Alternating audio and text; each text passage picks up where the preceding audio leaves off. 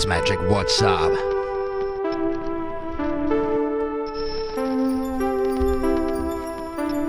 Awesome you're tuning in. It's gonna be an epic session tonight. Super hyped. Getting ready here.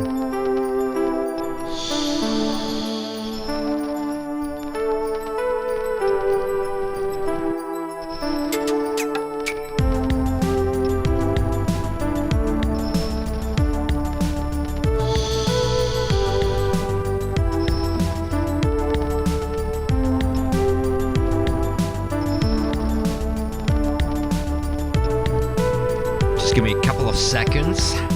I am preparing myself here. Getting my cards, very nice.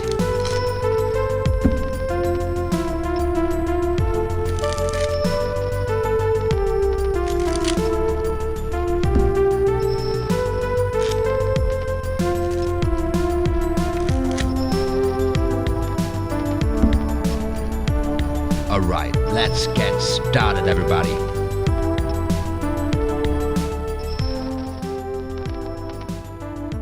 All right, I missed the logo, the intro. Let's fix that, because right now I've got nobody watching. What's going on? Nobody's watching. So let's play the intro. Maybe that helps.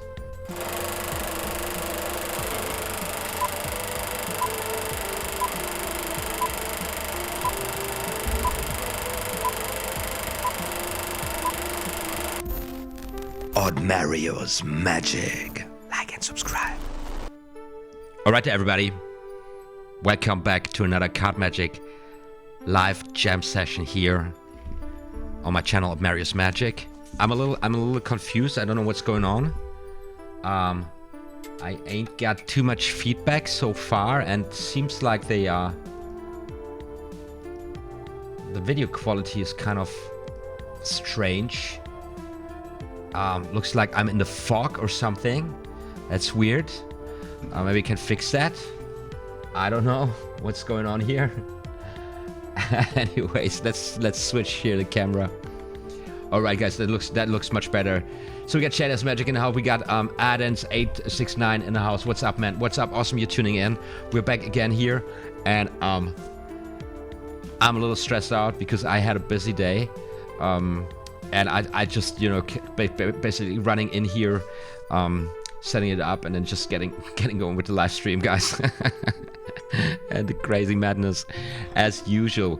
How are you doing? I hope you're doing well. We're going to have a very productive session here, because we are going to look at the routines in the last chapter before the last chapter in the Royal Road to Card Magic. As I promised last session, we just took a general we took an overview. We looked at the whole topic of routining tricks, of building little tiny acts, putting card tricks together in order to, you know, present them in a reasonable manner, in a satisfying manner. We took an overview, and now we're going into the routines. Today we're going to take a look at a table routine. We are presented in the Royal Road to Card Magic, and we're going to look at the first routine that didn't even gave it a name.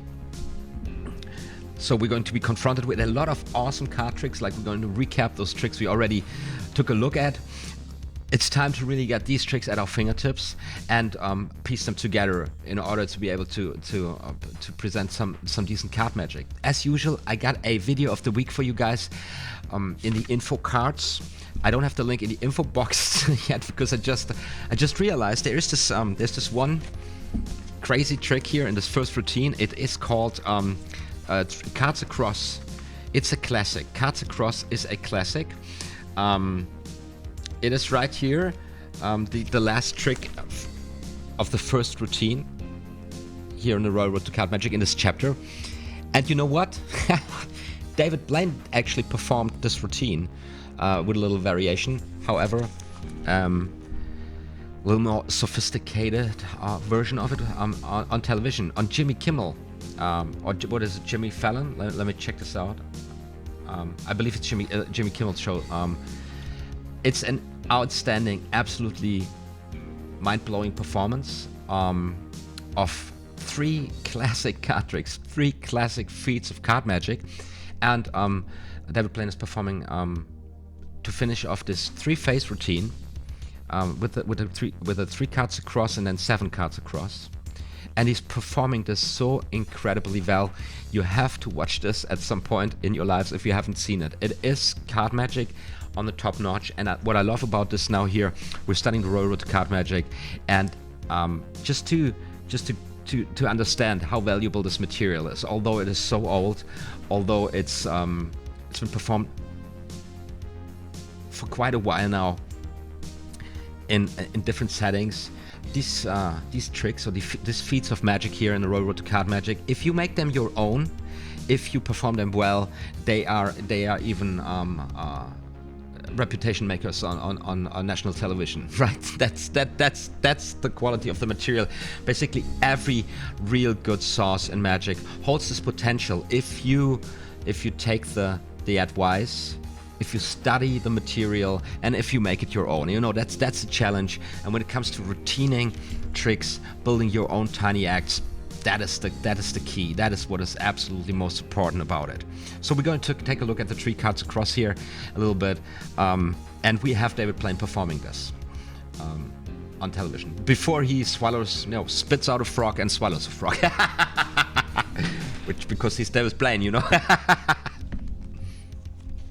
So, Tushani Balkar 07, right? David Blaine got me into magic. Yes, so of course, he's one of the most influential magicians alive today. His street magic approach, the way he, I believe in the 90s, popularized magic and came up with this new type of street magic, you know, approaching people and having the camera turning the perspective, showing basically the magician's point of view, focusing on the reactions of the people. That really popularized magic, and that brought a lot of attention to the art form. Despite his stunts he was performing, you know, freezing himself like Sylvester Stallone in one of his science fiction movies, and standing on a, you know, small high, how you say, building, or what it was, the stunts he did, you know.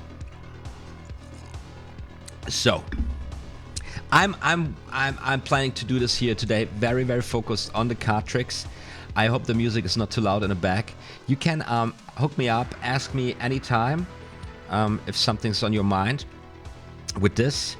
I wanna start here with the table routine,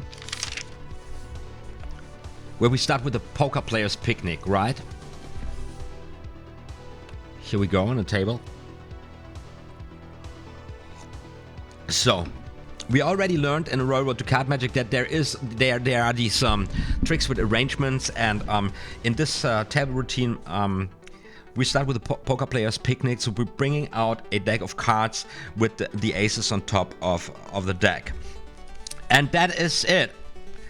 That's how we get started here. However, I like to vary this when I do something where I want to start with an ace production, which the effect is here. I like to have them aces second from the bottom with another card there, so I can easily you know, shuffle the cards a little bit, and then I'm able to show a nice mixed deck. Look, it's a very mixed deck of cards. By the way, and I'm going to refer here, I would love, just before I get started here with the whole thing, I really would love to analyze the David Blaine performance on Jimmy Kimmel's late night show. I don't know when he did it. I would really love to walk through this, analyze it with you guys, but this is not possible due to copyright issues. I believe if you touch material like this, the chances are extremely high to get the video blocked and even get a copyright strike, you know. Don't mess with the Jimmys. Even if they're messing with everybody else. That's for starters. And then, of course, it's kind of a shitty move to publicly kind of analyze an outstanding reputation-making performance of a colleague, basically, and especially somebody who's playing so much higher up in a league, you know. So still, I believe it would be extremely extremely valuable to do that for our for where we are standing, trying to improve our performance skills, trying to improve our magic in general, because it is just such a fantastic performance. The choice of effects, the way how they are presented, this is really an outstanding performance. So I'm going to refer to this a little bit when it pops up, what I remember, just to make this a little more interesting also for you guys. Card Magic 99 is in the house. What's up? Back again. What book you was reading? We are working here with the Royal Road to Card Magic in this live stream. We have been walking through the Royal Road to Card Magic, chapter by chapter, every Tuesday night, like tonight. In the next couple of sessions, including this session, we are taking a close look at the routines offered in the of the routines offered in the last chapter before the last one in the Royal Road to Card Magic. First trick here in the first routine is a poker player's picnic, and I just showed I have the cards shuffled fairly, and I'm able to present a nicely shuffled deck of cards, only to then shuffle the cards again and getting my aces in position. And if you're not sure, you always can, go back and check it out. Just take a close look. You're satisfied very well. Give them one more card and you're good to go. Now, the Poker Player's Picnic is a really good choice to get started because it is a really playful thing, and you get your audience immediately from the very start involved. So you have them now cut the cards, and I'm doing this here rather quickly to get through with this. And I also have on my channel very detailed in-depth tutorial in case you are not familiar with this one so much. And this is a very social, playful interaction, as the people now deal 3 cards onto the empty slot and 3 cards onto each pile, just like that. People are really having super fun doing this. From my experience, you of course have to give clear instructions not to lose them here, because sometimes they really go wild with the cards. And after they've done this, it's time to play the magic. Recap a little bit. They have cut the cards now. It was all their choices, right? And we end up with the 4 aces on top of the deck. Boom. Very strong entrance. People will enjoy this very much. That's the first trick. You got your audience engaged. You got them involved. They touch the cards. They by now should be on board with what's going on. They should be really excited about going on with this whole card magic thing they are now part of. It's really awesome to see how David Blaine uses this climax, kind of having an easy play here with Jimmy Kimmel in the situation, because this guy is totally hyped. He's like, David Blaine, oh my god, what's going to happen? Like he's completely losing his shit just because something's happening. So David is, from the very beginning, having this his reputation he well deserves, playing for him. But after he's proving his skills, his magical reputation, so there's really something extraordinary going on. Like everybody wants to see more. Everybody wants to experience more of the magic. And this is what you want to achieve with your first trick. When you get your audience involved, you want to get them emotionally also involved, and you want to truly accept the invitation that you're offering, that we are doing something pretty amazing now together. That is what you want to achieve with your first trick in any routine, basically. So, and now we got a poker puzzle. A next trick, where we now play a theme of being, the gambler type of guy, and we are enabled as magicians, or gamblers are enabled to deal themselves an epic poker hand. So let's go to this trick on page 129 in the Royal Road to Card Magic. And I love this so much now here at this point in the book. They are sending us back to the tricks, and everything they said at the very beginning, the way they guided us through the learning process. Now they're sending us back, and this is kind of a reality check for us now. How familiar am I actually with the trick? Do I know this trick when I'm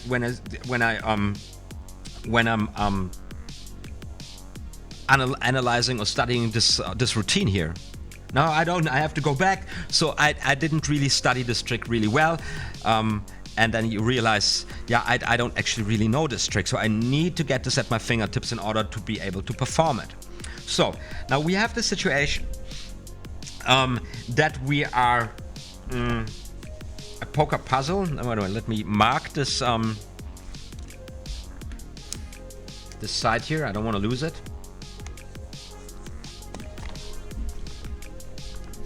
So we are now in the situation here that we gather the 4 aces in a certain way, and this is really important how you put the tricks together. What are you doing in between? You have to really put a lot of thought into this, because now from this position we need to get the 4 kings right there, and you want to make them forget about the aces on top of the deck. So maybe I would just place some aces here on top on one pack, and then just would bring the kings out and say, look, the kings out. Maybe something like this. So at this point now we shift from the attention from the aces to the kings, and the aces get kind of forgotten. Now don't tell me I don't have all the kings in the stack, which is a lame excuse to look through the whole deck again, but there is the other king, right? So, and now the funny thing about this thing is here that you're actually showing kind of a setup. You're saying like the magician, they have the gamblers, they have their 4 kings in their sleeves, and sometimes they have them at the back of the deck, right? And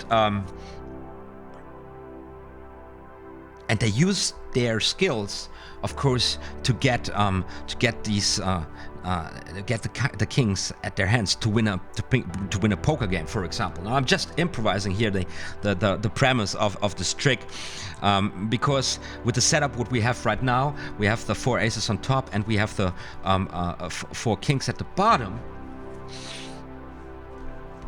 We might do a little false cut, you know, to show our own skills, or to create the effect more of the kings now even lost. Then you can show them again, they're still there, right? And it's, oh, you cut the cards and kept the kings at the bottom, something very small like this. And then you show them like the masters would do when they deal the cards. Let's say we are at the poker table with 5 players. We say 1, 2, 3, 4, and yourself, you're dealing then the cards from the bottom, right? Dealing yourself a king, right? And then you keep on doing this, dealing the cards, and when it comes to you, you deal the cards from the bottom, right? So you are now, what you're doing kind of psychologically, you are now leveling your audience up, or you're leveling yourself down at this point. You say, look, right, of course you wouldn't see this if a real gambler would deal from the bottom. Now I have to do it like this because I'm not a gambler, because I am a magician, and if I want to win in a poker situation with the 4 kings that I got here, right, if I wanted to do that, I would use magic. So how do I have to set them up now? These tiny things that you need to remember, a poker puzzle. So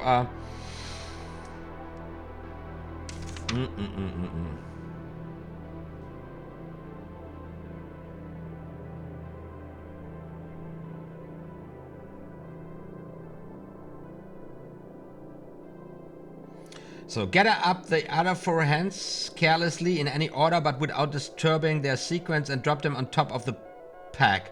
Do not expose the face cards with their 4 aces. Drop your own hand with the 4 kings on the pack last of all. The deck is now stocked to give you the 4 aces on a deal. So when I pack them rightly, I take those cards like this, place them here, place them on top, and I have now a stock so that if I now deal from the top, I should have the 4 aces and a king.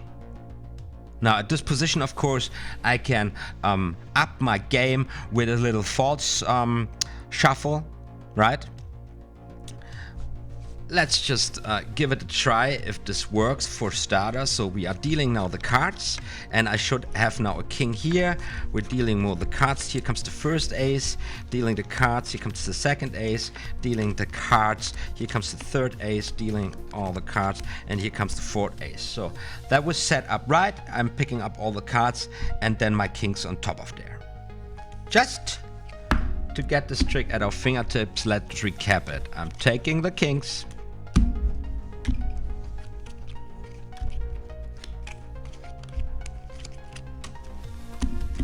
I have the kings at the bottom,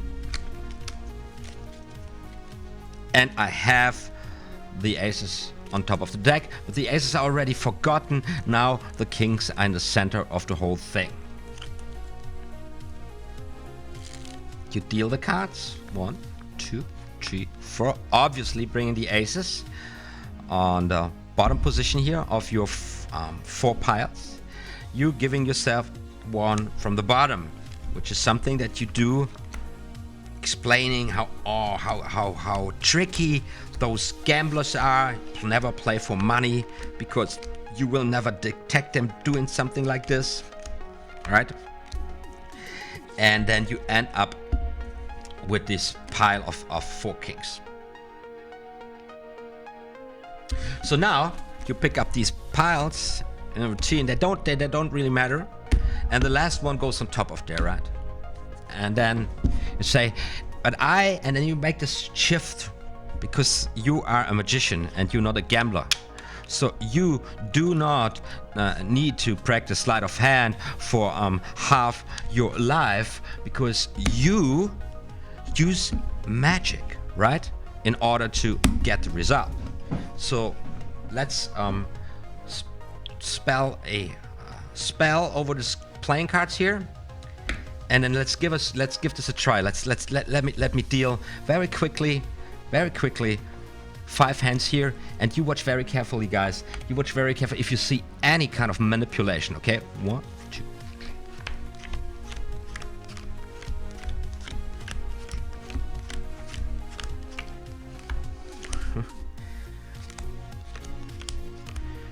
So 5 guys. Did you see any kind of manipulation? Did you see any kind of manipulation? Did you see my bottom deals? Check this out. I've got myself the 4 kings. 1 king, and oh, something went wrong. I got an ace here. Well, I got 4 aces. Ha, fair enough. Still winning the game. Ooh, this is kind of this trick. So now practicing this, if I say I want to go for this routine, I would really go through this several times, a couple of days maybe, and then I would always try to imagine, what are the people experiencing, at what point, what is the important things here, how do I say this. I never use this trick. I never performed this. So you've seen it now, the very first improvised impression of me spontaneously trying to figure out what is important about this trick. And I'm coming from the Poker Players Picnic, so I got the 4 aces here. It's a good setup. It works. You can connect this, and but there's a different flow to it. Now the attention lies at your hands. You're showing this gambling stuff, which makes sense because your audience is blown away from the 4 aces appearing. By magic, they cut the cards. You didn't even touch the cards, and now you touching the cards and you explaining that there are these techniques, but you don't need them because you're a magician. You have proven that beforehand, and you prove it now again because magically the 4 aces end up at your hand, although you have shuffled the cards, right? That's kind of the whole thing here, and then you got to work this out for yourselves. You gotta work how you play this, how you perform this, the speed, the pace, the rhythm to it. All these are relevant factors to make this really work. And of course, at the end of the day, at a certain point, you just need to you got to go out there and give this a try. So I got something going on in the chat here. Crazy Challenges now. Hello, Crazy Challenges. Welcome here. We're doing a very productive session. I almost immediately started diving right into the tricks. After being more abstract and theoretical in last session. Welcome to the show. Shaders Mosaic, hi Lawrence, Crazy Channels, hey Shaders Medic. So you guys are with each other. I'm very glad you're all tuning in. Let's do this. Get a deck of cards out and make this quality time for ourselves. So could you go through a card and a number sometime, please? My copy seems to be cut short. This was the very first card trick I've learned. Add in a card and a number. Of course, for which source, which you mean any card, any number? There are thousands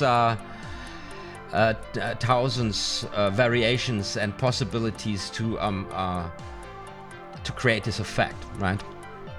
But sure thing, why not? But right now, we got a whole load of tricks. We got to work ourselves through here. So I hope you're with me. Let's go back to the table here. And that wasn't the right bottom. Back to the card table.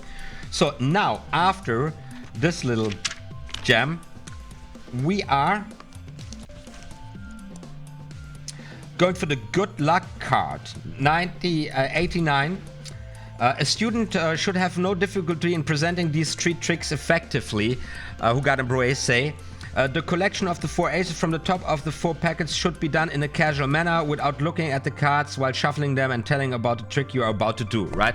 So just this general advice here by who got Embroe, whenever you are setting something up or you're in between and you're in your pattern or your explanation what's going on or however you pull this off, you will not bring any attention to the cards. Again, back to the performance of David Blaine. He shuffles the cards like crazy before he gets started, and he's using a very loud in-hand shuffle thingy, and it's very convincing. And it's so convincing because he does not pay any attention to the cards at all. Just watch the performance at a certain point after we're done here. Links in the info box. The video of the week. Absolutely crazy. He comes on stage and Jimmy Fallon is completely bananas. He's like, David Blaine is here, and David Blaine is smooth and calm as fuck, as usual, you know. And he's like, we're doing just simple things. He's pulling out a deck of cards and simple things, you know. That's all he says basically. And then he pulls the cards out of the box and he starts shuffling the cards while he is like shifting his attention to the left, to the right, because they got kind of a semi-circle. So he's basically in the worst position for any kind of sleight of hand, and you can see him wonderfully block with his back when he does a certain moves, which one could describe as angle sensitive, but it's not so much about angle sensitivity in this scenario, rather than really using his main power, this look over his shoulder. So he likes to really to turn his shoulder so that you're basically looking to Jimmy Fallon over his shoulder at a certain point, a little bit, and he's always doing this with the guys standing to his left in the situation. So he's really working with his body. You got to take a close look at what makes this performance so strong. Don't look so much at the tiny things to understand why he's such a great performer. Look at the all body language at first, and then defragment up to the fingers, you know, because his timing is absolutely delicate. Yeah. good luck card. We are having here a trick with the good luck card that requires us palming a card. Where is it? 98, the good luck card. Let's recap this here. It's on page 98. Good luck card. Since your purpose in presenting card tricks is to entertain your audience, you should have in your repertoire plenty of feats that will cause both amazement and amusement.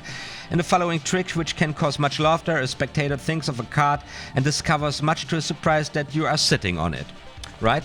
So we are here in a table situation, and we are learning here to affect spectator's card disappears from the deck, which is the premise or the requisite for the card appearing in an impossible location, right? And this is of course here played in a manner is that the magician, that you have been sitting on this card all the time. Now compared to where we at, we have the 4 Ace productions with the Poker Players Picnic. Then we have this gambly kind of thing, where we kind of talk about a sleight of hand, but shift it back to magic. And now we are getting even more playful with the audience at the end of this 3-phase routine, with kind of a silly joke, which can be very entertaining if this is performed well. This is also very nice because it has a very simple setup. We can give the cards to the spectator, have them shuffle the cards, and then have them even deal 3 cards out themselves. 3 poker piles, that is, so to say. So 3 hands with 5 cards. There we go. And by the way, it was what I like here very much. You are telling here a story that you have a lucky card as a magician, but you, since you are now performing this, so somehow you just you have somebody else take your role. Imagine you are me now, so you're pointing out somebody in the audience who now becomes the magician, who kind of, you are kind of, handing over your powers to the person. So you have him now point a pile out of the deck, right? So how's it done? Let me check this out here.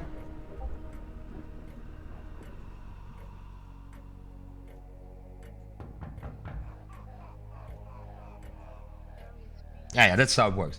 So now you can have the spectator, or you can have 2 spectators play the thing. You have 3 piles from a shuffled deck, and you have 1 spectator pick a pile, choose a pile, and let's say they go for this one here, for this one, and then you just fan out the cards, and you have the spectator choose one, just with their mind, They can go for any card in this pile. Let's say they go in here for the Jack of Clubs. Jack of Clubs is a choice. Nobody knows but the magician, and it's a lucky card. The magician in the audience, right? So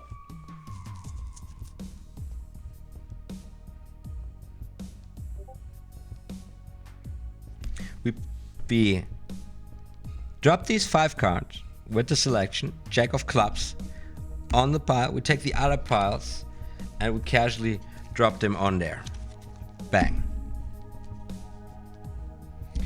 Now we shuffle the cards, but keeping the top stalk in place.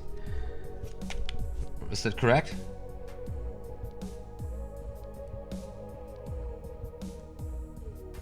Right. So we jog in, we shuffle the cards, we undercut, and we can add a false cut, and we don't change anything about the situation. And then we deal, or we have somebody deal 5 poker hands. Okay, so we're dealing now 5 poker hands.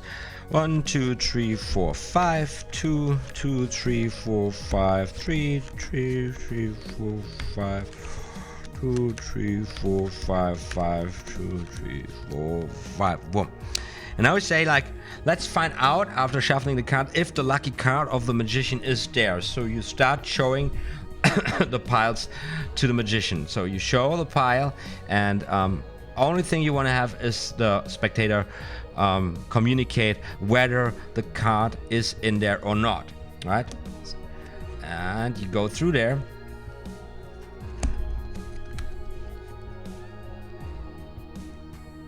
What did we say? Queen of clubs?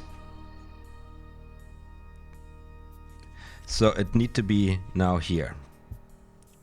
What happened? Did we say queen of clubs, or what is it? Was it the jack of clubs? Jesus.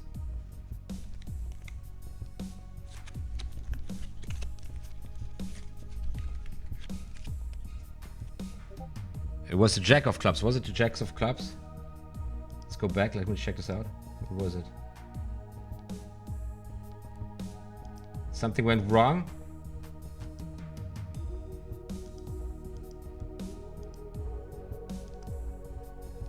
It was the jack of clubs. So we're good.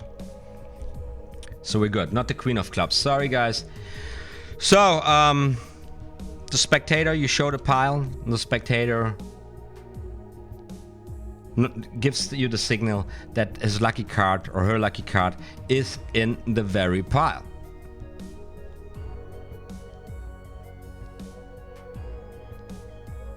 So now, and here comes now the method how you do this. Very easy. So you drop this hand on one of the other hands, pick up both and drop them on a third. Then pick up the 3 hands and drop them on top of the pack. There you go. Finally, pick up the 2 remaining hands and place them on top of all. Of course, do this casually, saying something reasonable within your pattern. Here in the Road to Card Magic, do you see what was happening to me? My good luck card was following me around. So the good luck card is just, you know, being there no matter how badly the cards has been shuffled. So now we take the pack again. Now we add a card on the top pile. We in-jog, shuffle off and undercut, thus placing the card 14th position from the top. 1, 2, 3, 4, 5, 6, 7, 8, 9, 10, 11, 12, 13, 14 is the jack of clubs. All right? And from there now, in the story, we are telling with the lucky card following us around, we shift from poker to bridge.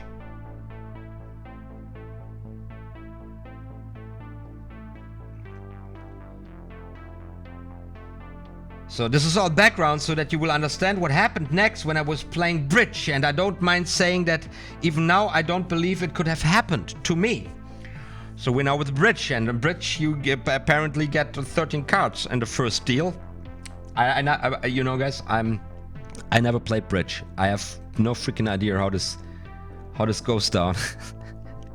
And it's a shame. I should change this. I should get my handbook of the most famous card games out there, because you cannot not be a card shop and not know bridge, right?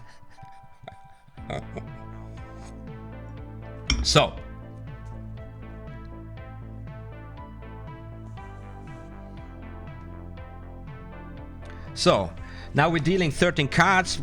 For that is what you do in bridge. 1, 2, 3, 4, 5, 6, 7, 8, 9, 10, 11, 13. Say to the cards, to say to the spectator, check out if your card is in there, and while all the attention lies on the pile of cards, you're neatly palming the card of the spectator, placing the deck onto the table, waiting for them to do anything. Now, while they do all this, you're waiting for the right moment, and then you position. You reposition your seating position. You reposition your butt, and at that time placing the card underneath your ass. Yes, I just put it in my pocket right now. And don't freak out over this one. This is really the easiest of all of this, because they are with the whole narration, or with the whole plotment of this trick, which right now is not getting really transparent here. Since I'm trying to catch up with the trick, I don't have it at my fingertips. What do I have to do at what position? And you know, this is learning, studying the trick. It's really something else than really getting it there and performing it. Do not take this, what I'm doing here, as performances, right? That would be ridiculous. This is a live practice jam session. This is going into these routines and trying to keep our heads fresh, because we are practicing here right now how we get stuff at our hands, how we learn stuff to actually use it. And this thing, putting a card, when you once got a card palmed, and you have plenty of cover here in the situation where you give this pile of cards to the person, right? You give this pile of cards to a person, you are absolutely good. Nobody will catch you. And as soon as you got the cards on the table, and you're good, and you just, you know, there, like, is it in there? And you just sitting, changing your position a little bit. They will not even recognize it. It will be gone, because now there's time passing. Now I put a card underneath here. Anyways, so how is it? So the spectator announces that his card is not among those you dealt him, and you say, amazing, it's happened again. Tell me what was the name of the card which you thought of. Now for the first time the spectator says the name of the card, and then they say, what we had, Jack of Clubs, right? And they say, look, this is insane, because I when I came, I put the Jack of Clubs right here in my pocket. Check it out. What did I do? What did I do? I dealt the 14 cards. I'm such an idiot. Well, you would have now the spectator would have found the in this situation in life, the spectator would have found, yeah, it's here, and you would be like, okay, what kind of pot did I just put underneath my seat?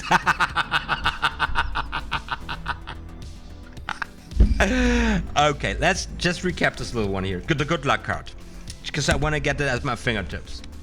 So, and it's getting super hot here. I'm going to do a little striptease for you guys now. So currently eight people watching. Today is a mellow night. Now I got 6 people watching.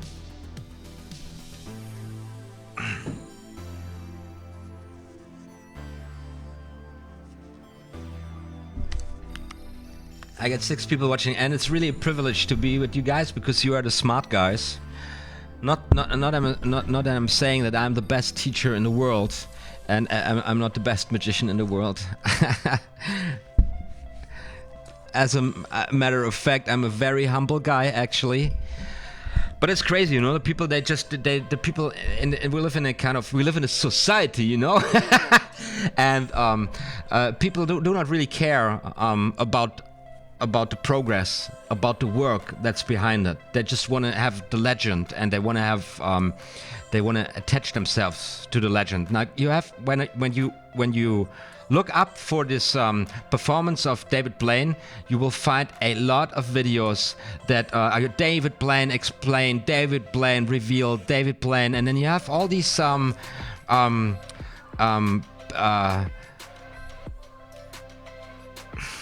I don't want to be rude here, but you have these people that are leveling themselves up by seemingly explaining or debunking the trick or the secret. But when you watch all these videos, you are confronted with people who do not have a who actually do not have a single clue what the freak they are talking about.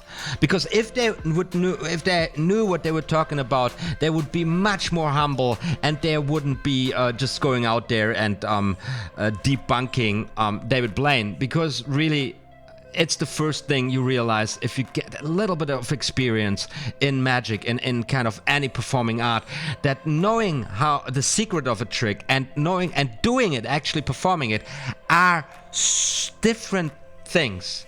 And you cannot imagine what a long way you have to walk, how many hours of practice, how many times you will have to fail, you will have to adjust, you will have to work on yourself to be able to perform this 3 routine set on television with these classical tricks, one here in the book, the 3 cards across. So all these videos that kind of just explain a trick, and then everybody is like, we're done with it now. Now we know the secret. Now we are better magicians. We know yet another trick. These are people that are not getting anywhere in life. And they are just, leveling themselves up as they try to level people down. And they just keep on living in this delusion of that they understand something, although they never came really in contact with the real secrets, with what it's real about, because it's hard work, and it's just sitting there thinking about it, trying to work it out, giving it a test, giving it a try, adjusting what you're doing, and so on and so on, and it will never end. It is a never-ending story. Never-ending story. Hey everybody, sorry for tuning in that late. Sebastian Hensel, welcome to the show, man. I'm already here in a preachy mood. Crazy Chancy, yeah, what you are doing is something a lot of young magicians want to avoid, but in reality it's the hard work you have to go through. Yes, and that was my thing. I was really naive in a way that I thought, this is lacking on YouTube, this is missing, and everybody this should be, they should dig it, but they don't. And I do not have any resonance with the most important target group on YouTube, and that is teenagers and children. For the most of it, they see me and they're disgusted. Yes. It's a shame. It's a shame how this technology just, could have enlightened all of us, but what did it do? It just dumped down now already the 2nd generation, like completely fucking dumped down. I'm so close right now to go onto a full-blazed YouTube rant. Guys, I've been so close this year just to shut it down. So big shout out to my patrons, respectively OTHMARIUS. Guys, thank you so much for your pledge.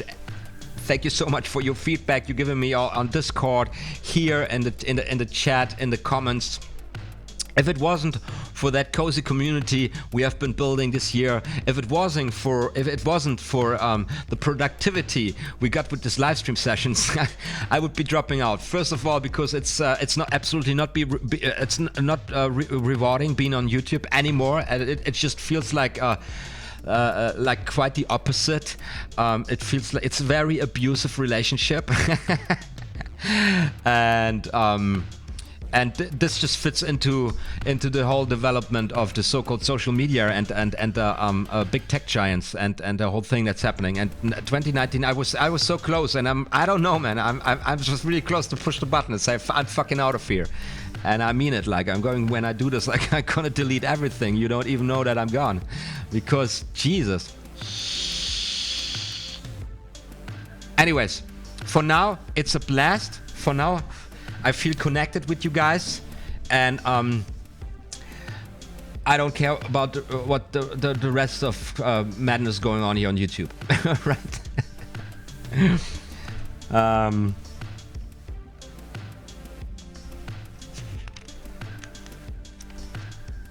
So let's go through this one more time in a brief session. We have a spectator shuffle the cards, and now this is just the working, right? Dealing 3 piles of 5 cards each. Then we have the spectator pick a pile, any pile. Spectator chooses any of the cards here. Let's go for the Queen of Diamonds, because the Ace of Hearts is just too simple. Queen of Diamonds.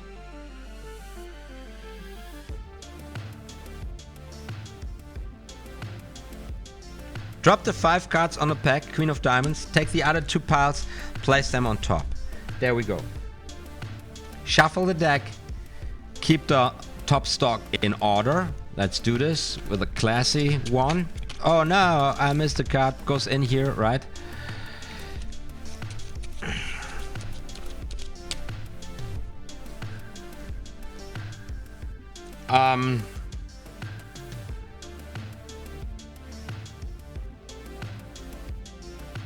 Now we deal 5 hands. 1, 2, 3, 4, 5.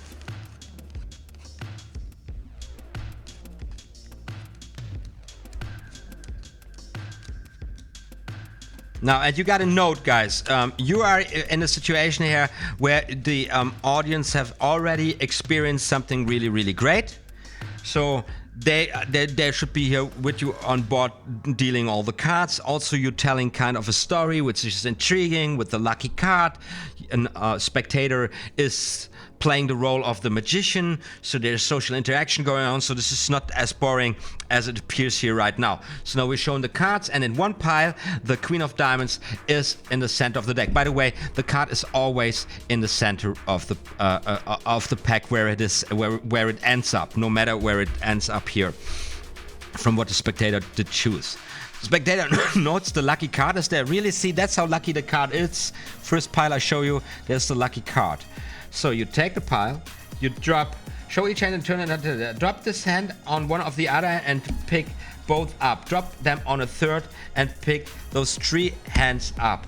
Place them on top of the pack, take the other ones and place them on top of there. Got you set up. Now you need to position the card, because now you basically know it is now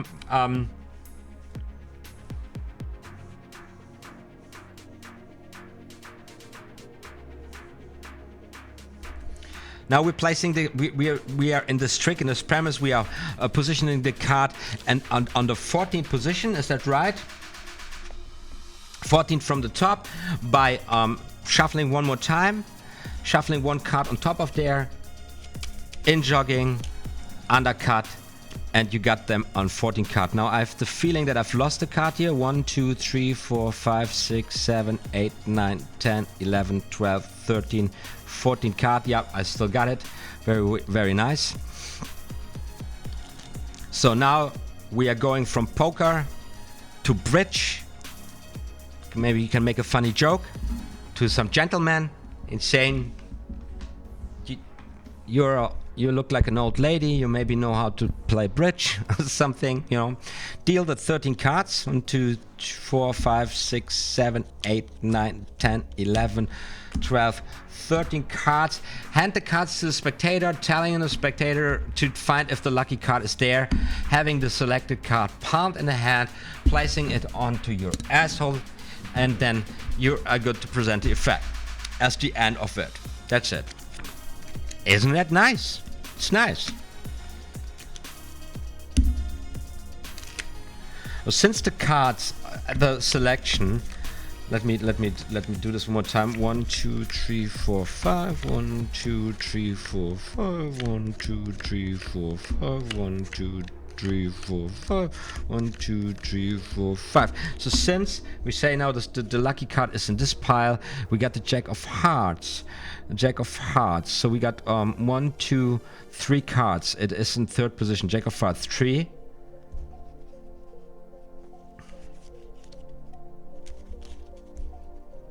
So what do we take this pile? Yeah, of course we think in 13th position. So we have that. We just throw them on here, right? And then we take 10 cards. We place 10 cards on top of there, bringing it into 13th position. And we're just doing this shuffling thing. Now we have it now in 13th position. We at this position, at this situation, you can position it anywhere. You know, you can position the card wherever you please, because you know it's always in the center. You can position it in third position, shuffle cards, whatever you want to do. Just to understand that we are working with fragments here, you know, with elements. So you can just defragment this, can take this thing out, and you can make complete, go bananas, go crazy, do whatever you want with it, right? Or use this principle and embed it somewhere else where it's not expected, and I create the latest magician fooler. From time to time, the idea of an honest review channel pops up in my mind, where I, as a beginner, tried out different tutorials on YouTube and review them. Tutorial reviews. It's a very nerdy niche, you know. The idea is to give other beginners an honest feedback, since nearly all slide tutorials are labeled as easy.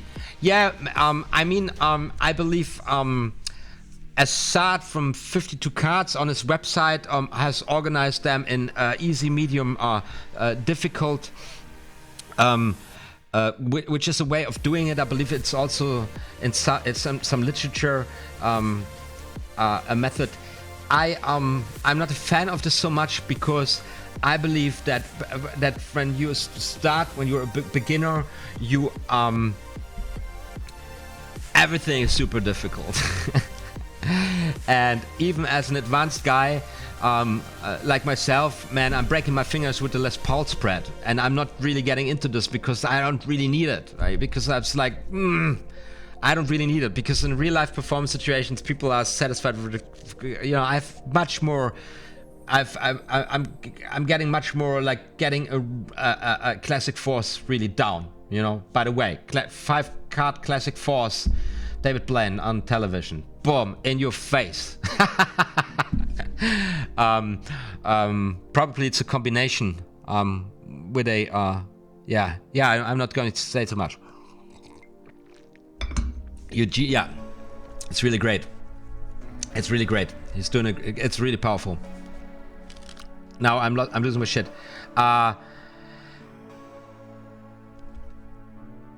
The Royal Road to Card Magic is such a great book, because it gives there is a didactic concept in it, and what you learn step by step is reasonable, and you're building a solid foundation, and you're progressing in what you're doing. You're at no point are learning something that you are not been able to use or called to action to use basically immediately, and it's a really important thing.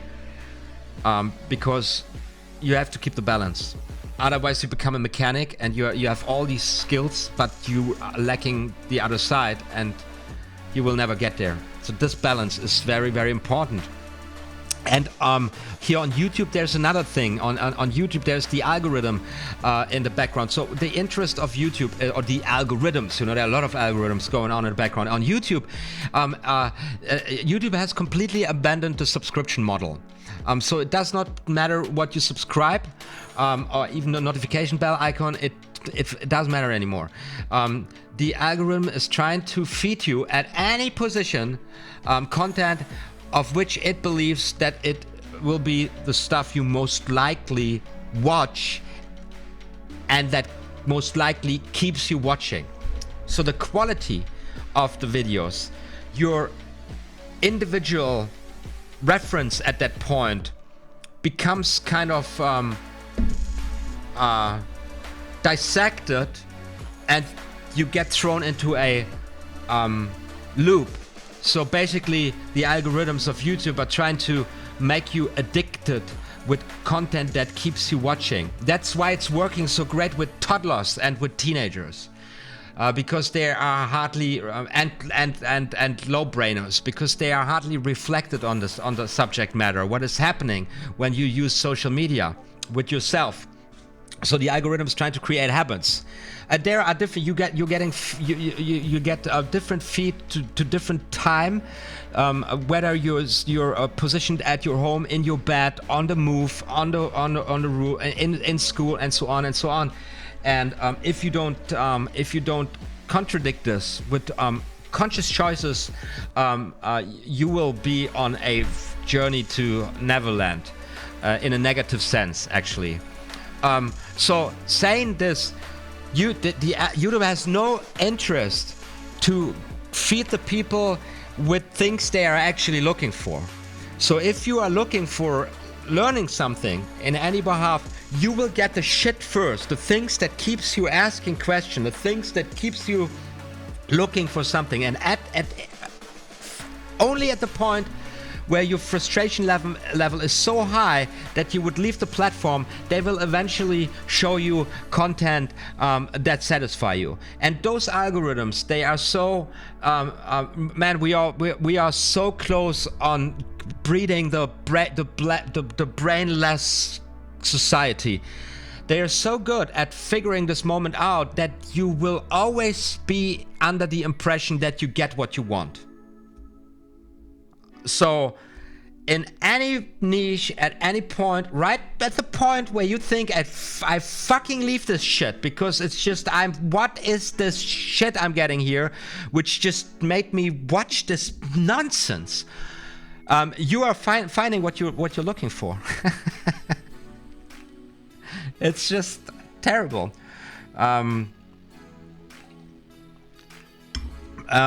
Yeah, and you get, as a content creator, if you create content that answers questions, that is satisfying to people, you would see your numbers drop. You will only YouTube will only show your content at a point where they try to create the impression that people are finding what they're looking for. But otherwise, your videos get penalties, because as soon as a video makes people stop watching, because they're satisfied with their needs and they now want to practice in a resource thing, or they want to do something themselves, those videos get ranked down. So that's why, haven't you realized, for the last 2 years you have to dig really, really deep to find great content. My feed is full of things that, you know, that are okay for a while, but it's just terrible if I really want to get the good crisp content. And really, and actually I have a lot of really, in different fields, also resource fields, in other hobbies I have. I have to go to the people to see what they're up to right now, because the algorithm wouldn't recommend it to me. But you know, just click one video of Chris Ramsey ever, and you will have the guy hunting you down. And it's not just for you know, ranting on Chris Ramsey, but that's the here's the gateway drug for all the thing. Bang, bang, bang, goes in there, because he has the target group of children and teenagers. He's under control, and this is how the algorithm works on YouTube. Little YouTube rant. So we got Sebastian. The idea is, hey you, Shrine Clown is in the house. Hello, hey you, Shrine Clown.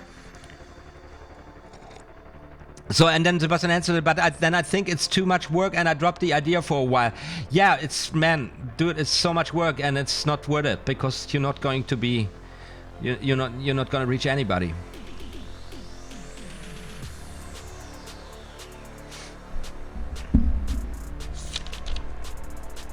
Dude, my numbers are down, man. If I show you my numbers, if I showed like these some people who are like online and media experts and communication experts, my stats and stuff, and they say, dude, I'm so sorry for you. It's so frustrating to see. Like, my channel is 2 years, since 2017, fucking zero. I'm done. My channel, I'm just here because I love what I do, and I have this tiny cozy connection here. But when it comes to kind of, is it reasonable to keep on doing what I'm doing here, in terms of, you know, with a business plan in the back and stuff? No fucking way. It's not. YouTube is fucking dead. Seriously. Check it out. Look at everybody who's doing serious stuff here. That is not exploiting children, basically, targeting toddlers and idiots. Fuck off. You're done. Yeah, people migrating. I'm already migrated. I checked out BitChute, which I prefer to call a Nazi shoot. Man, it's like Maybe they get it under control, but right now this is not a place. It's just not really working. And now this new thing, fire stories or something, has come up. I don't know if that is what that is. I never looked into this, but I transferred all my content to library. It's called, I believe. It's a how do you say this? Decentralized YouTube, basically. Because I believe there is it makes no sense to go to another to believe into to go to another video platform that is not decentralized, because decentralization is the problem. Look at this. Look at the biased nonsense that's happening on YouTube. It's crazy. It is under absolutely no. It's not acceptable anymore. In no way, what they are doing. It's fucking crazy. And people who argue like it's a private company that can do what they want. No, they cannot do what they want. I'm a private company. I have a private company on my own. I can't do what I want. Anyways, I don't want to write about YouTube here. We're with card tricks, man. Because it's a shame, because, you know, and I understand it. There is, oh man, I could talk hours for this. Like, if you wrap your head around what is happening with this technology, it's insane.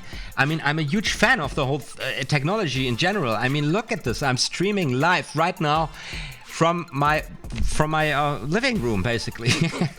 Connecting with people right now. Currently 8 folks watching. Having a blast of a time. Actually studying magic here. You know, that is basically, this is the magic. This is a magic circle. You know, the magic table. Magicians like that used to meet at a table and then do their magic thing and practice together and stuff. You know, that's the modern version of it, basically.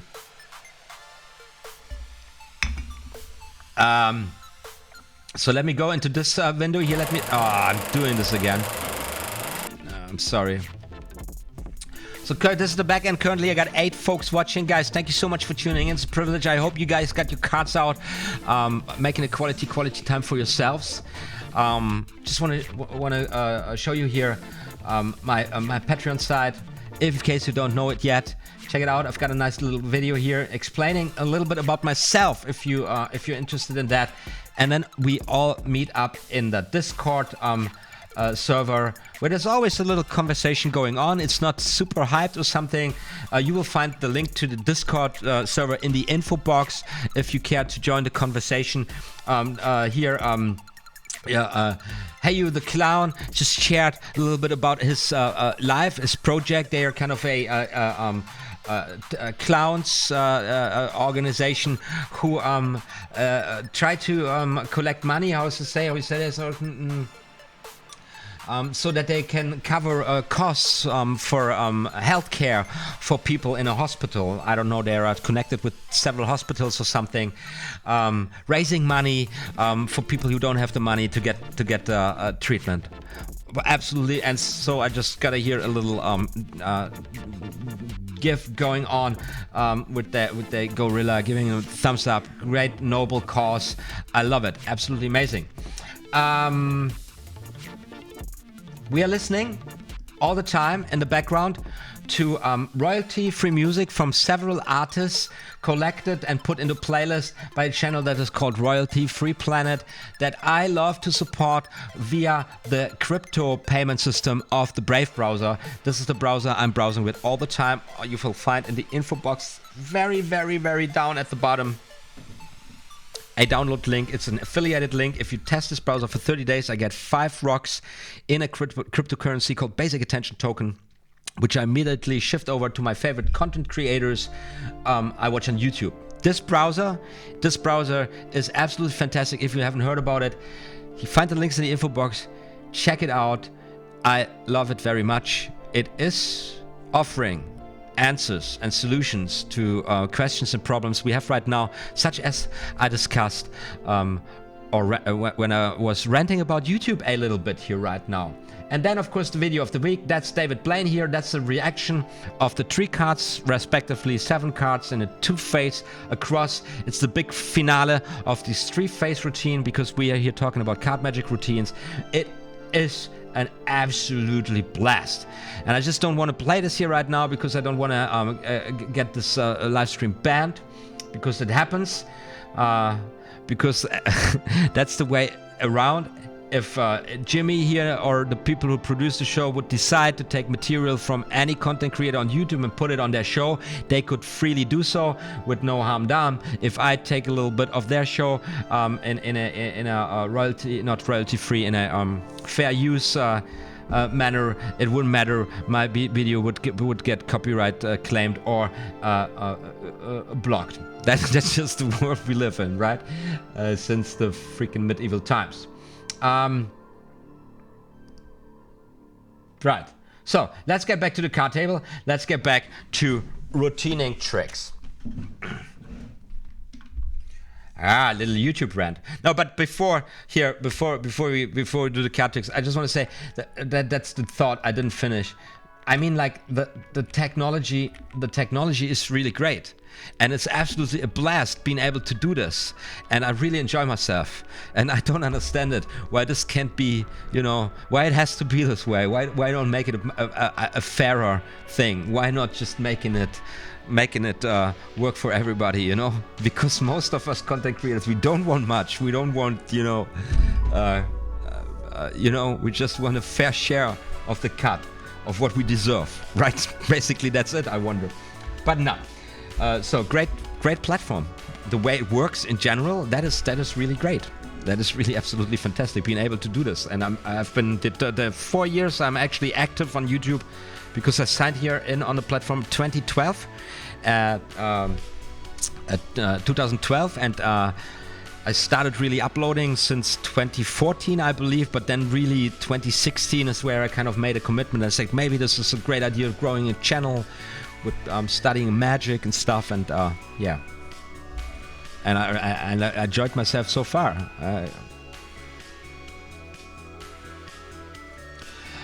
So hey Yushin the Clown asks, do you prefer that we chat to you on Discord or YouTube chat? Does it matter?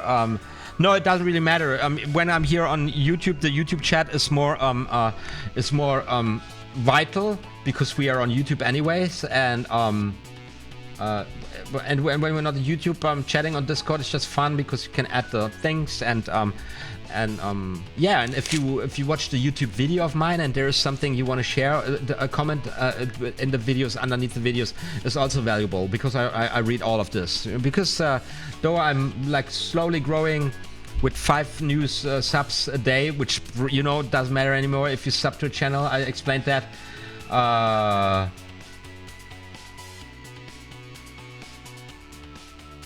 Well, I lost my train of thoughts. I read the comments. Although I'm with 6,700 or something subscribers now, I still it's not a flood of comments actually going on.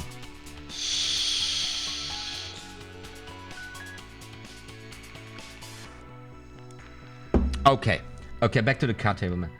So 1 hour and 12 minutes we're doing this. Currently 8 folks watching. Having a great time, guys. Sorry for the YouTube rant. Let's go now to the away from the card table routine. Let's go to the first routine. Now we got here topsy-turvy cards. Now you see it, the obliging aces, do as I do, and card in the pocket, and then 3 cards across.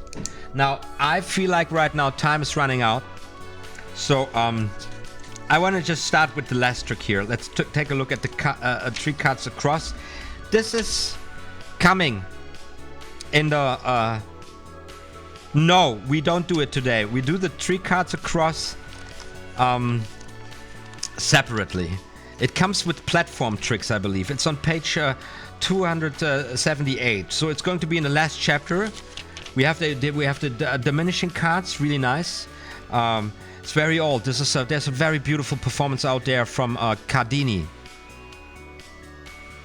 Yeah, Cardini it was, with gloves, diminishing the cards. Something very nice where the cards get very small. Then I can't do this. It's a nice track. Wait, let me try. How do you do this? how do you do this? Let's get a little practice here. And then you can make the cards look like very tiny cards. Like tiny cards. It's nice.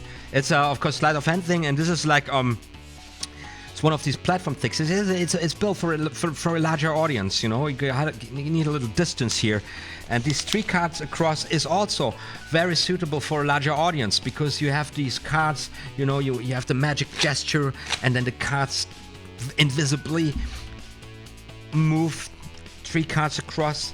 Watch the performance by David Blaine. How absolutely stunning. Let's go into this trick at this time. Let's go for the other ones first here, and maybe we have the time to get a little bit into this.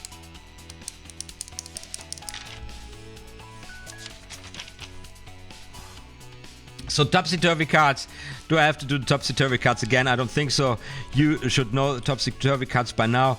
It is really, really powerful. But let me talk about the obliging aces. I've performed this a lot, and I don't have to set my fingertips right now. Let me see. For the obliging aces, you need a setup. You need the ace, the 4 aces, right? I love this trick so much. And you need a 9.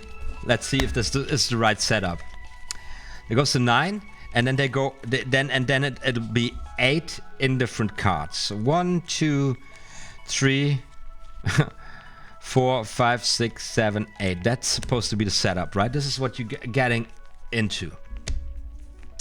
Now, we're giving those cards a little shuffle, as usual, right?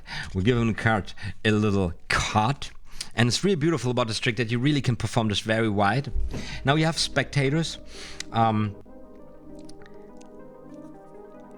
saying a number, a random number between, let's say, 11 and 19. We don't want to make it too big. Give me a number between 11 and 19. And then a spectator says, I don't know, 12. So what you do, you deal down 12 cards. 1, 2, 3, 4, 5, 6, 7, 8, 9, 10, 11, 12. Right? And now here comes the magic ritual, because it's these what is the name in English? I always forget it. Checksums. We checksums. When we say 12, right? So we got 1 plus 2 is 3. 1, 2, and then the third card, that is your card, right? So placing the third card right there. Now, we give them cards a little cut again. Just like that. To make it look real nice. We have another spectator go for a number. Let's say he goes for a 15, or she. So we go 1, 2, 3, 4, 5, 6, 7, 8, 9, 10, 11, 12, 13, 14, 15. Now what's the checksum of 15? It's 5 plus 1, it's 6, right? So we go 1, 2, 3, 4, 5, 6. There goes your card. Placing the second card right there on the table. Bang. Let's give those cards yet another cut, because we want to get this really, really good going. Another card. Let's say somebody says 11. 1, 2, 3, 4, 5, 6, 7, 8, 9, 10, 11. Checksum is 2. Am I right? So we got 1 and 2. Placing the card right there onto the table. Now, in a performance, you can have those cards, have the spectators hold those cards, say hold them dear to your heart or whatever. And now, I am usually saying, now the last card, that is the magic card, and we're going to fight in a very special way. So I'm going to shuffle the cards, and you're going to stop me. You're going to stop me at any point, right? Let's do this, and you go 1, 2, 3, 4. Yeah, well, stop right there. So spectator stops me at any point. Let's see what the value of the card is this person stops me at, and it's the 9 card. So we're going to take the 9 card from this position, and this is going to be my magic card, right? 1, 2, 3, 4, 5, 6, 7, 8. And the 9th card, and that is the magic card, and this is going to define all the magic. Check out which card I selected as a magician by the power of magic. It's the Ace of Hearts. What? And then the people turn around their cards and they find all the other aces. Right? Still got it. What's happening? Obliging aces. It is an absolutely powerful, absolutely wonderful trick. Very simple premise. You don't have to do a lot of shuffling. You don't have to use this lift force because the people do remember that they selected a number freely. And how, and even building the checksum, how could it be possible that the number they freely selected ended up being an ace?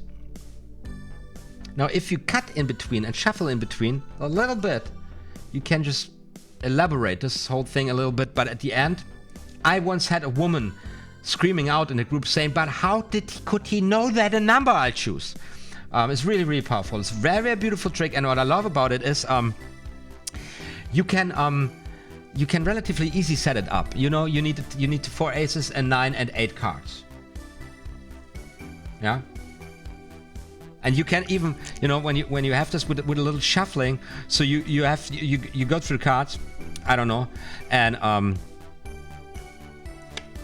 something in between, just go through cards, and you can even with the cards and the 9 already in position with a backhand fan show like a fairly mixed deck.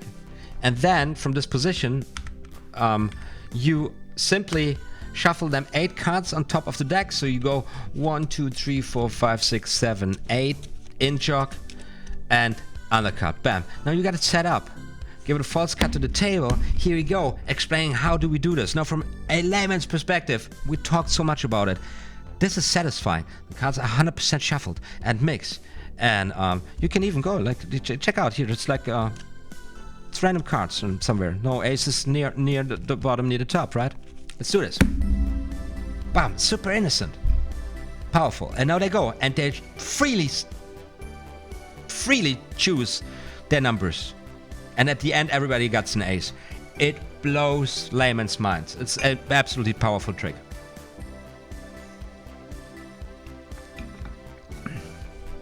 T-Wit asked a very serious question. At a novice card magician, what are the top 3 or 5 slides I should focus on? The most important thing is that you get a casual handling with shuffling the cards. So I highly recommend to really master the overhand shuffle and a few, just 2 or 3 basic false cuts. Not a big deal. I have on my site a tutorial series on the very basics, where I show you a little bit of how you hold the cards, how you spread the cards, how you square them up. And you might think this is bollocks, but this is the fundamental 3-phase routine you will go through all the time. You will do this all the time, closing the cards, squaring them up, you know, getting ready into some position, so that first get an understanding. And then the next thing is the overhand shuffle and the Hindu shuffle and one or another flourish. Most importantly, the fan, the dribble, fan and dribble, I would say. And then there is a tutorial series. It's I call it No Limits of Control. It's a 7-video long tutorial series teaching you all the in and outs on the basics of card control without using any fancy slides like the pass or something. So what we do there is learning how to in-jog a card, catching a pinky break, a decent pinky break, how to transfer the pinky break, and how to cut the pinky break with a simple triple table card or something. And this whole tutorial series, let me show you this on my website, on my YouTube site. Where is my YouTube site? Here we are. This is the tutorial series, No Limits of Control. So basic card control, this is the pilot. Then it comes how to catch and hold a pinky break tutorial in general. This is gives you also a little practice routine, right? So how to catch this pinky break with a little cut routine, creating an in jog here, and then catching the break, holding the break, transferring the break, repeating the motion. 3 practical ways how to catch a break using the overhand shuffle, using the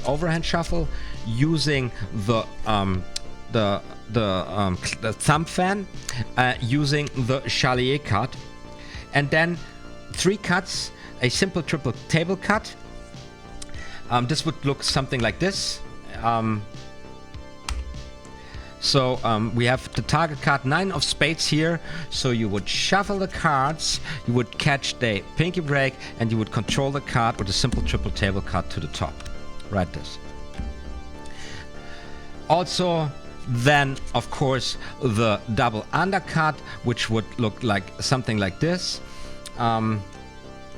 And then a pretty cut. I don't even know if I don't know how to do this anymore. How did I do this? Yes, I did it like this, where you cut like this, the card to the top. So 3 cutting variations. And then at the end here, the most important of all them videos here, where I piece it all together. It is, let me show you here, this one here. This is the power of storytelling, where I'm giving you a very, very in-depth 25 minutes on how you use these techniques the best way to perform. Don't even get into the mindset of you have to know difficult sleights in order to perform great magic. We have been studying here the Royal Road to Card Magic from the beginning to the very end. This is here. These are the last sessions of the last chapter before the last. Hugard and Bruet, the authors of the Royal Road to Card Magic, they said it here several times during this lecture, during the book, that you do not need to know a heavy or difficult sleight of hand in order to perform decent card magic. As a matter of fact, it is a key to being successful as a magician, to make your life as simple, as easy as possible. Of course, there's a certain fundamental technical level you need to reach as a novice in order to be able to do anything, of course, and that is these are some basic shuffling techniques, how to catch a pinky break, and some cutting techniques, and of course the overhand shuffle and the Hindu shuffle. And then you got and this is already a lot of practice, man. You're gonna practice a lot. And then of course the crazy challengers says the force, the glide, the top change. All the techniques, we spoke about all of these techniques here in this live stream series. You will find links in the info cards to the whole series here. Every Tuesday we've been doing this chapter by chapter. We talked about force, we talked about the glide, we talked about the top change. And it's always important to understand is what is the use case for the techniques you're tackling. Always know what are you practicing these things for, because they are time consuming. But follow the Royal Road to Card Magic. You got the whole all the sessions, all the episodes in a playlist. You got these other playlists I got up there. So a lot of material. Get yourself the Royal Road to Card Magic. And then learn some tricks, and you're gonna have a great time. It's absolutely fantastic. It's a beautiful art form. Don't wait too long to actually try it out at performing for strangers. It's just so much fun. It's super exciting. Not always in the positive, but it's getting better all the time, right?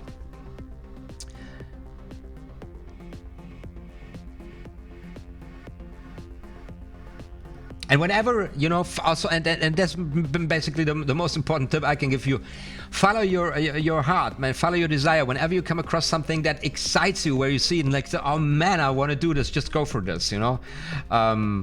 Just realize that especially the really good, the powerful performers. They make it look like every artist. They make it look so simple, and there's a lot of work. So you gotta always, you know, be realistic where you're at in your learning process, and then just know there's for basically every effect always a easier solution that you can use at the skill level you're at, and then you make your experience, and then you grow by time, by actually doing it. You know, that's the only way how to get into magic. So Twit, I have been reading through it and doing some tricks. Yeah, awesome.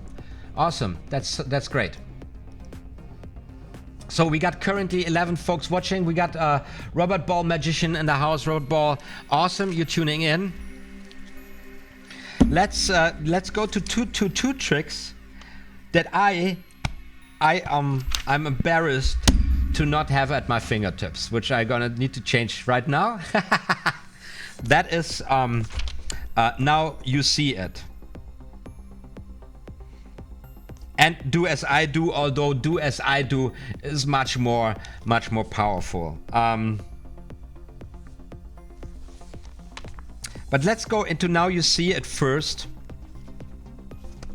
very shortly, because in now you see it, we are confronted here with a very neat way of forcing a card.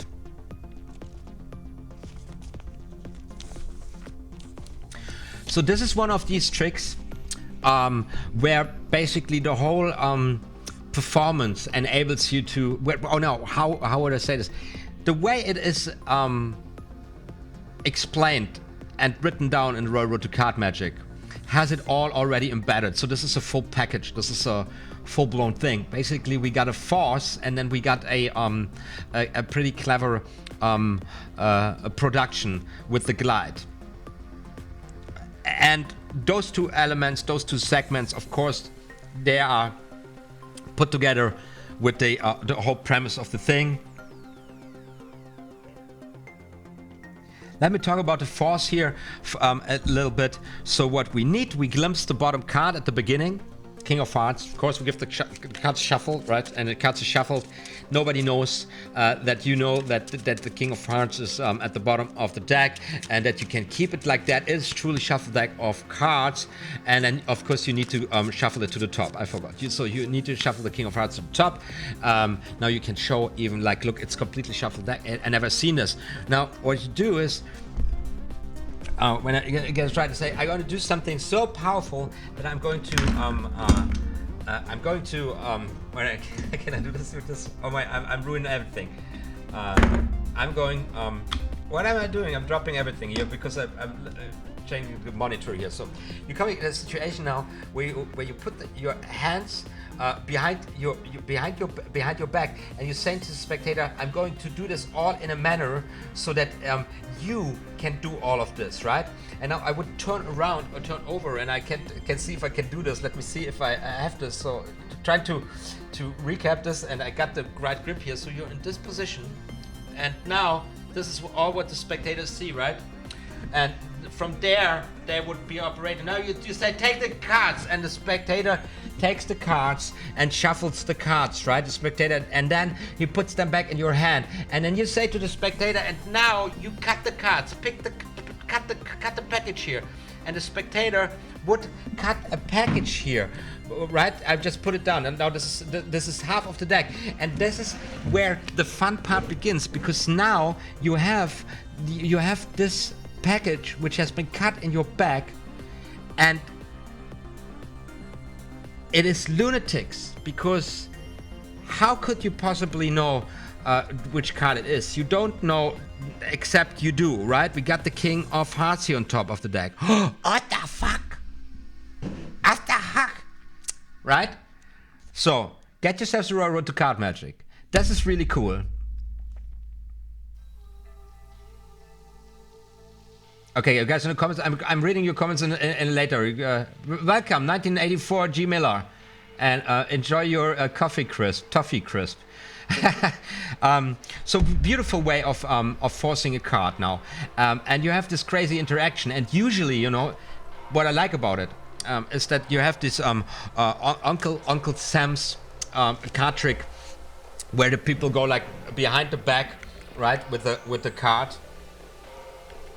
Where am I here? But it goes behind the back with the cards, right? And then goes and does some shit.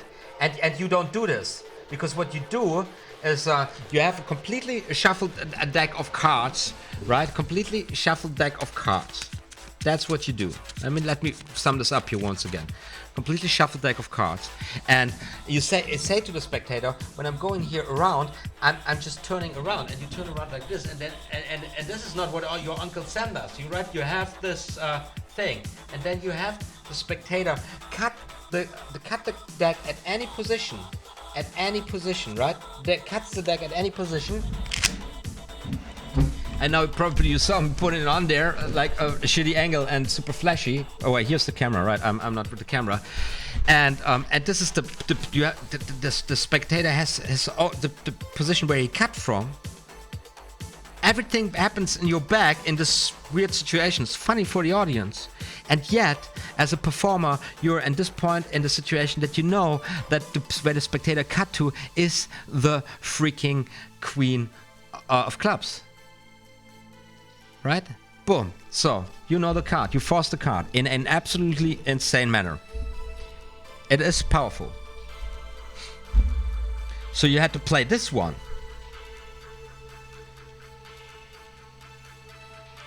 How does it keep on? Pause for a moment or two, then say now replace the card. Genau, right.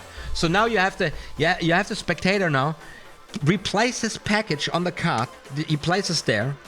So you also diminish for everybody maybe the key card, and then you have the spectator shuffle the cards. Now the spectator shuffles the cards. Right? That's when you take the deck back. Now you, from a spectator's preference point, you cannot know the cards. It is impossible. Absolutely powerful. Now, you pick up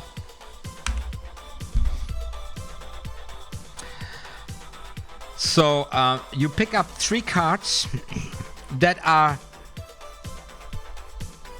far away from your card as possible. And you want, what do you want? Where is it? So what do you want? Pick out the 4 cards. No. Run through the cards. Remove 3 as unlike the spectator's card as possible and put them on the table face down. Using our example of the 4 of spades as the chosen card, you would remove the 7 of diamonds, the 7 of hearts, and the 8 of diamonds.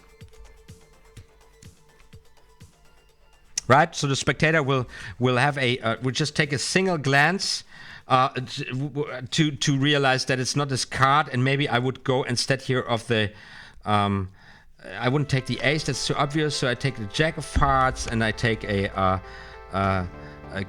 queen of diamonds and maybe a queen of hearts. Right? I don't have a queen of hearts. Then I have jack of diamonds. So now I have the spectator's card, which is a black card. And I have 3 cards that are, with one glance, not the spectator's card. You know what? When I think about it, let's make this right. Number cards are much better here. So let's take a 9 of diamonds, a 9 of hearts, and a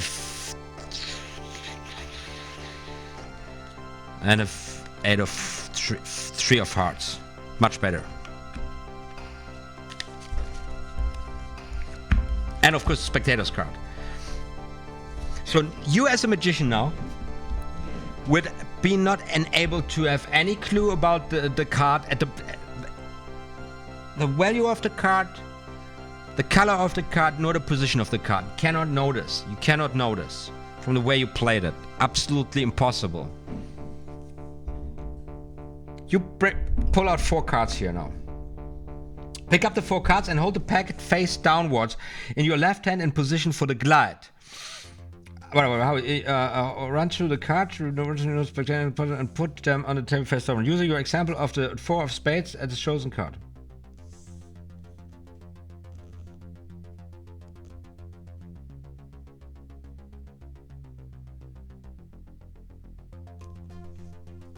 What's the order of the cards? So let me read this here step by step. So, run through the cards, remove 3 as unlike the spectator's card. But using our example of the 4 spades as the chosen card, you would remove the 7 of diamonds, the 7 of hearts, and the 10 of diamonds. Thus, the spectator will know a single glance at each from card. Finally, remove the chosen card and place it on the other tree. So, I placed this one on the other tree. It goes on the top. That's what I wanted to know. Pick up the cards and hold it in position for the glide. Turn the pack face downwards. Draw out the bottom card, which you have just shown, and put it on the table, face downwards, tipping it up a little so that the spectators can get a glimpse of its face do this casually, not ostensibly. So there's kind of, I got now here cards, and I believe maybe one is yours. Okay, so we got this card here, placing it on the table.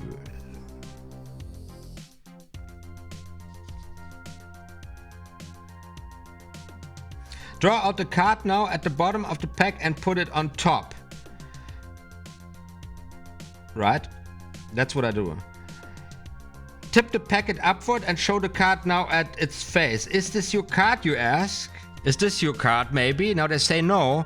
Now you tilt your wrist again, you get the glide, and you place the spectator's card right there. Ooh.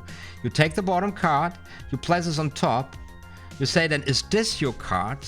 And they say no again, and you place it on this. Well, and finally, is it this your card? Now you show this 9 of diamonds second time, but you don't give it so much time. They don't even wait. You know it's not this, and they say, I believe I made a mistake.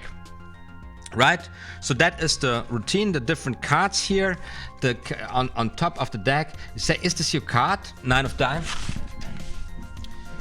I pull out, I believe, from the 4 cards here out. Maybe I take some time here. Is this your card? No, it's not your card. That's really awkward.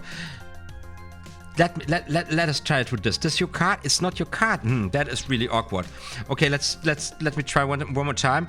What about this one? Not your card? All right. This one? Also not your card? And you get in this position with spectator's card in this position, right? This is exactly what I got here on RoUTINE Card Magic. And now you do a kind of a of the magician's choice, right? So the Hobson's choice. You say now,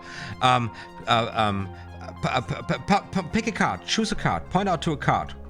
And now they say in a RoUTINE Card Magic that to a very high percentage. What percentage do they give us?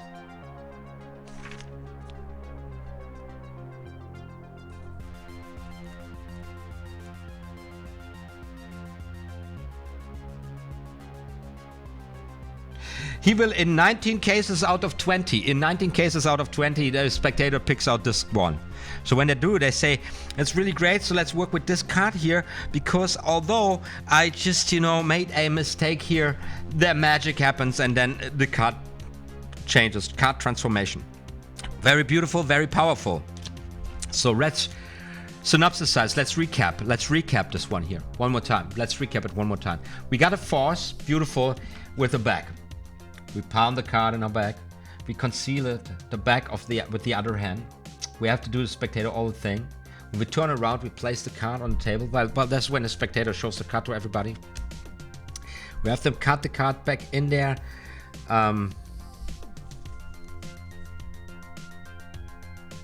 We have to shuffle the cards.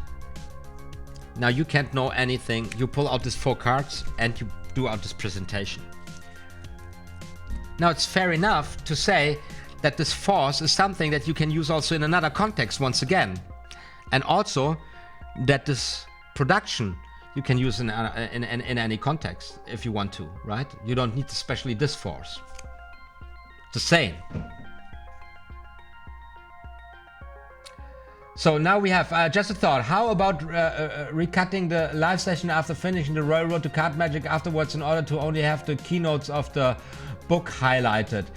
Yeah, well, that is a much work, man.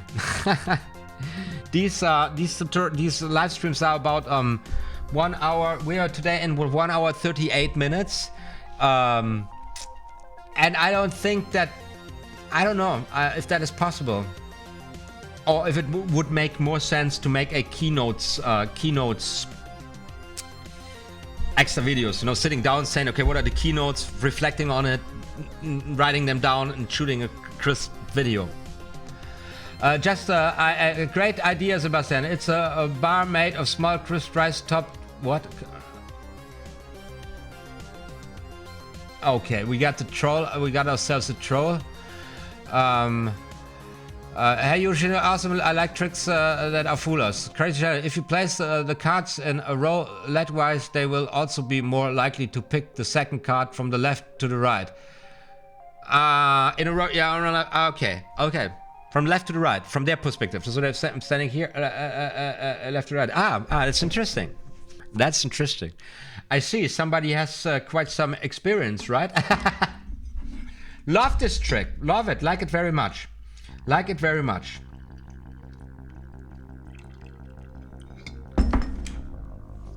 So now this one comes after the topsy-turvy cards. It's very nice, the topsy-turvy cards.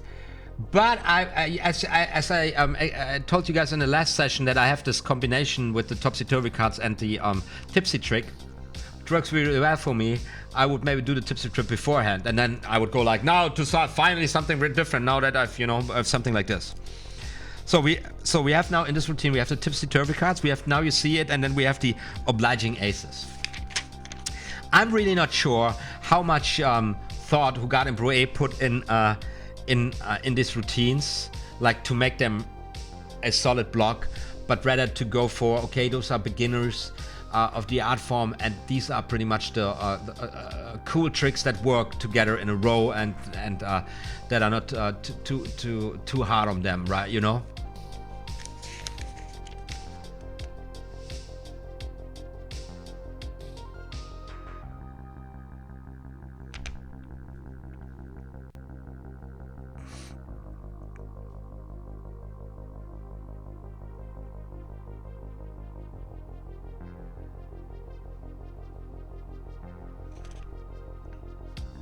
So now let's talk about this trick. So alright, crazy challenge, right? You should make a live stream about your favorite bits and tips from the book. Well, you know, I thought, yeah, maybe, or just like a little video that is a little bit like a live stream. You know what I really love about this live stream sessions is that this is not, this is very improvised. This is me just also, you know, reflecting on the material, you know, getting really in touch with you guys, and also giving you the opportunity in a steady rhythm to practice cards, you know, and no harm done. So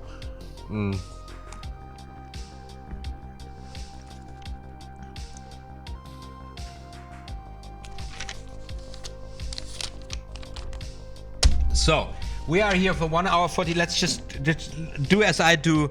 We need two decks, one red, one blue, right? For do as I do, one red, one blue. Do as I do. What's such a lovely trick? Such a lovely trick. It's also very nice, like to bring out a second deck. So how do you do this? You have the spectator shuffle both decks, maybe even.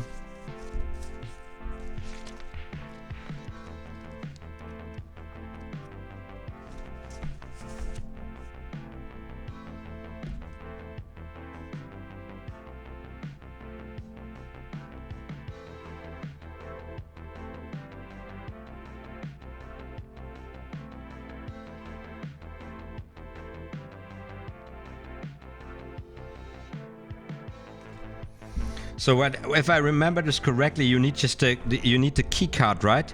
From the spectator. So how was this, man? I forgot it. Where the spectator thinks of a card and you think of, each shows you a card your choice. They are the same. You will need 2 packs of contrasting colors, say red and blue. Invite the spectator to choose one of the 2 packs. It's really important. The spectator makes a choice here, yeah. You take the other and shuffle it. I want you to do everything I do. Please shuffle your cards. Turn your back with the face toward yourself a little as you square it after shuffling, and remember the bottom card as your key card. So the spectator, right, that's the bottom card as your key card, right. The spectator chooses the card, the deck, and they shuffle the card, and you shuffle the card. At any point, you know, I would just, I would say choose a card. I would have them shuffle the cards. And then I reverse it. I take the cards. I see I've got my key card. I shuffle the cards. They shuffle the cards, right? And I keep my key card. So as long as you wish, we can shuffle as long as you wish. So I have a shuffle with the spectator. Although the trick is called do as I do. Now the spectator already took over control. You got to be careful with stuff like this, because some spectators like to be in control, you know. And before you know it, they steal the show, right? So we get the card shuffle. Now they get the deck, and now I say, yeah, you gotta do as I do, right? So you spread the cards, right? And then the spectator spreads the cards, and already forgot my key card. No, it was the King of Spades, right? So I say, I'm going to choose a card out of the deck, just like I do. Look to this one. Spectator does the same thing, looks at the card. Now, I don't look at the card. Spectator, I got the white joker here, all right? So I got my card. What I got a card, I don't really give a shit at this point. I don't care. So spec the cards in here, place the card in, and then you just push them all together, just like that. And then I cut the cards, and then they cut the cards, right? Bum, bum. Placing your card. Do we shuffle once again in the situation?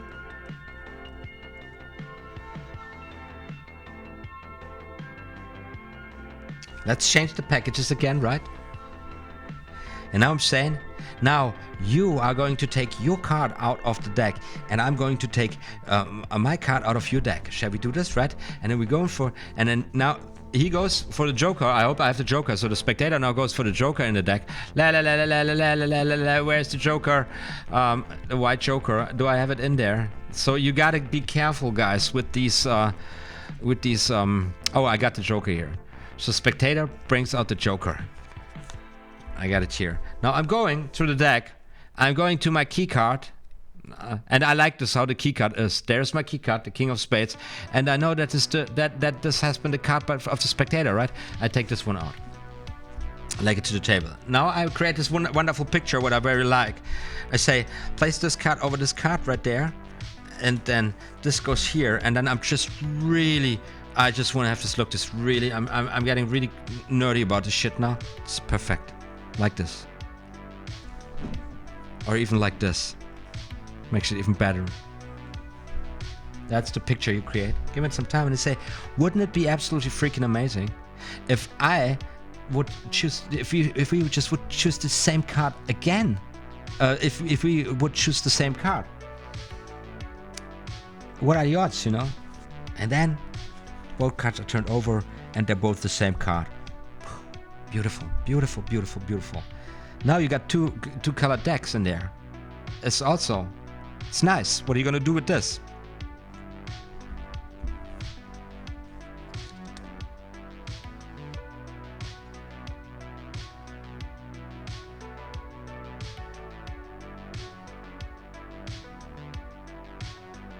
Yes, that's how this one rolls. Very, very, very, very, very, very, very, very, very beautiful. I love this so much. I love this so much. That's wonderful. Now, I will not go because I'm exhausted now. Card in the pocket. I don't talk about this right now. If you want it, card in the pocket is always really great. This first step for card at an impossible location. Get the Mercury fold at your fingertips. Card in shoe, card in handy, card in glass box. There's many options you can go. Classic thing. Wonderful. But for now, these tricks we synopsisized here, we walked through, we looked at. Powerful stuff. Put them really good together and you're good to go. Now I want to take a little break here and then I want to just go through these tricks again, through these tricks one more time, but not all in detail, but just in memory. You know, just to bring up the memory, a short time memory of what I just learned here, and then I will relax with a little bit of practice of some sleight of hand where I don't need my brain at all, and then I will go to bed. And then in the morning when I'm refreshed, I will go over this material once again, just in order to memorize the core structure of these 4 tricks. I would then go into another practice session of some sleight of hand, which is important to me, which I need. Then I would lean back, go back to do something totally different. Then I would try to go through the next session. I go to the tricks. I would try to go through the routine, just the premise of the thing, just the tricks. So what I need, I remember now I need this, that, this, and this.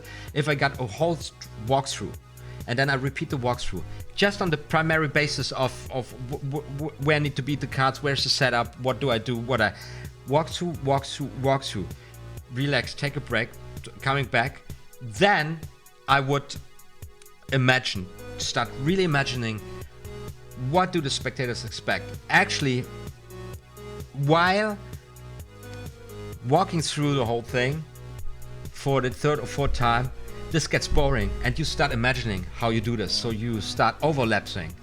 You start already now hammering the basic routine, the basic flow of motions, of necessities, you will not have to think of. You need to be completely subconsciously pulling off. You already practiced this because now you're imagining, what would I say, what would I do? Then you go to the next step of practicing. You would need to start practicing performing. So if you got already some experience, you just would go out and give it a try. If you don't have this yet, because you're still nervous, you would practice with a puppet on a stick, right? Take some, paint some people on paper, glue them on the wall, and then you have your audience, and then you would actually really perform this, practice performing this. And if you've been through all these stages, you're ready to go out. Finally. Right? That is the long way. Once again, David Blaine walks out on stage, performs a 3-phase routine with one of the tricks here, the last trick, 3 cards across, which we're going to look at in 2 more weeks when we are reaching the chapter for the pocket tricks. For the not pocket tricks, what I'm saying, for the platform tricks, right? Beautiful performance. Do not underestimate the high level, the high skill of this performance, walking out like this, doing it like this. And even if you know the secret, and even if you know, maybe you've, after watching this several times, finding the moment where he does this or another thing, you have the freaking no idea what it takes to do it like this. Absolutely brilliant. Links in the info cards, as well as, no, not in the info box. In the info box there's something else. All right, so I grabbed myself a cold one. I'll be back in a second, and then we're gonna practice a little bit. What did I, okay.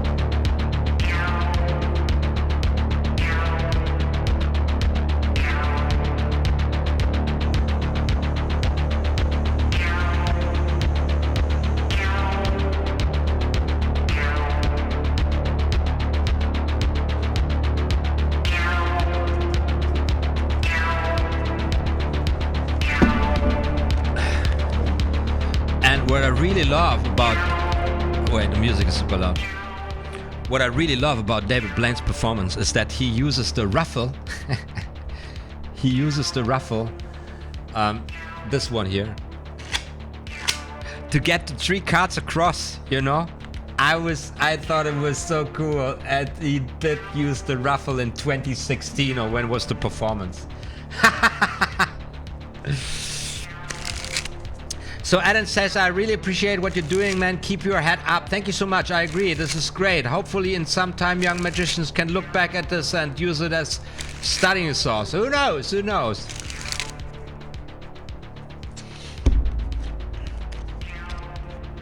No, it's crazy, It's kind of, honestly, I'm not getting here in another YouTube brand, but it's kind of frustrating when I got comments. Like when I get comments in, they read something like this. Where is my? Where is it?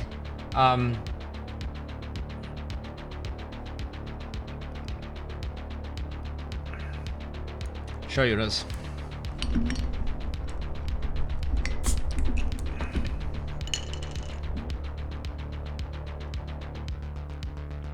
Comments. Here we are. So let's go here. Let me just. So this is here. I'm just reading you. So the comments coming in, and really, guys, these comments really mean a lot to me. They are really, really important. because they're so, you know, when you're just a number in a computer game, and you know it's all about, you know, clicks and you go crazy, and it's so what else am I supposed to do? Why is nobody watching my videos? Because the algorithm is not showing them.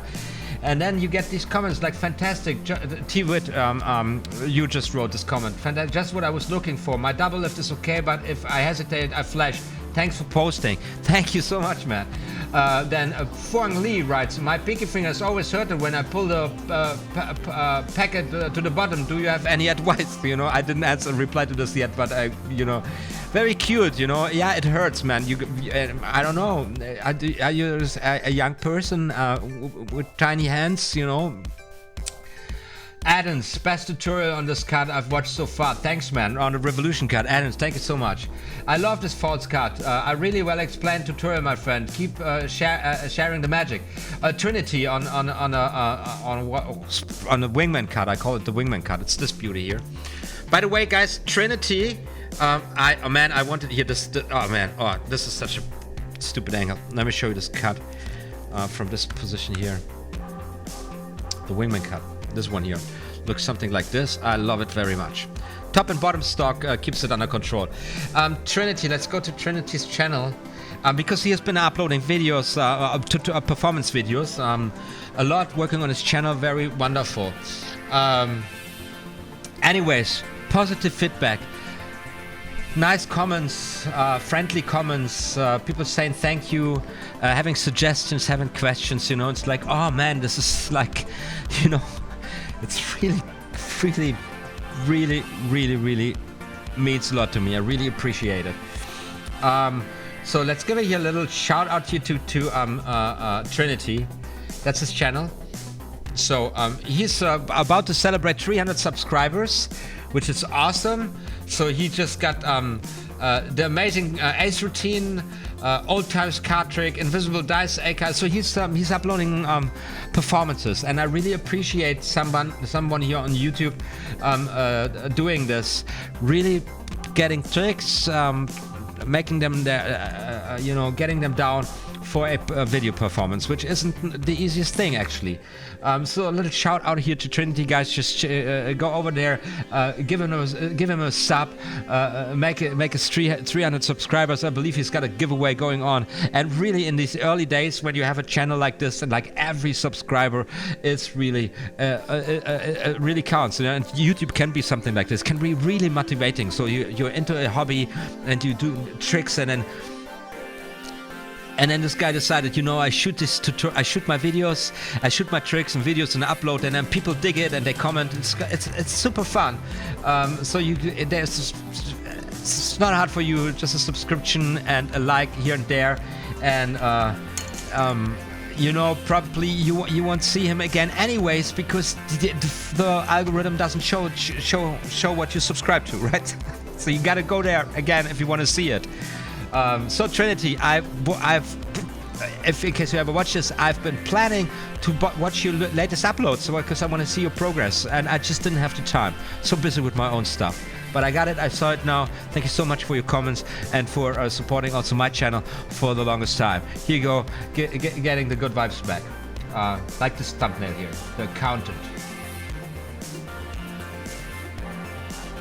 It's going also here for the older blue, you know, all in blue, all Miss Mag 822, all in blue. Very nice, very nice.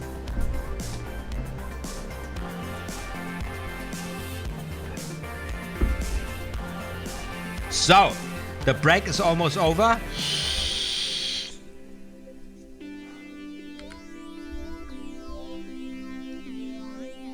What am I doing here?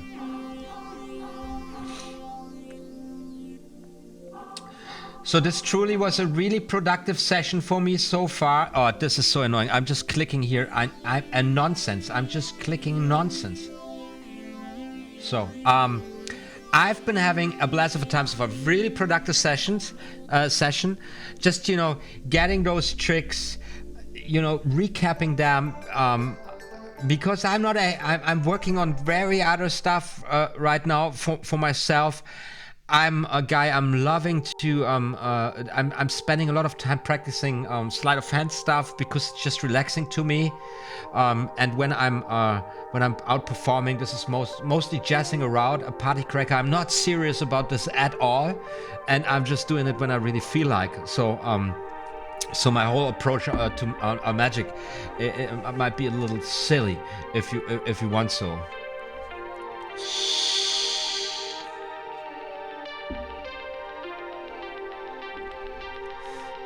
Cards across with cheese. No, I didn't see that.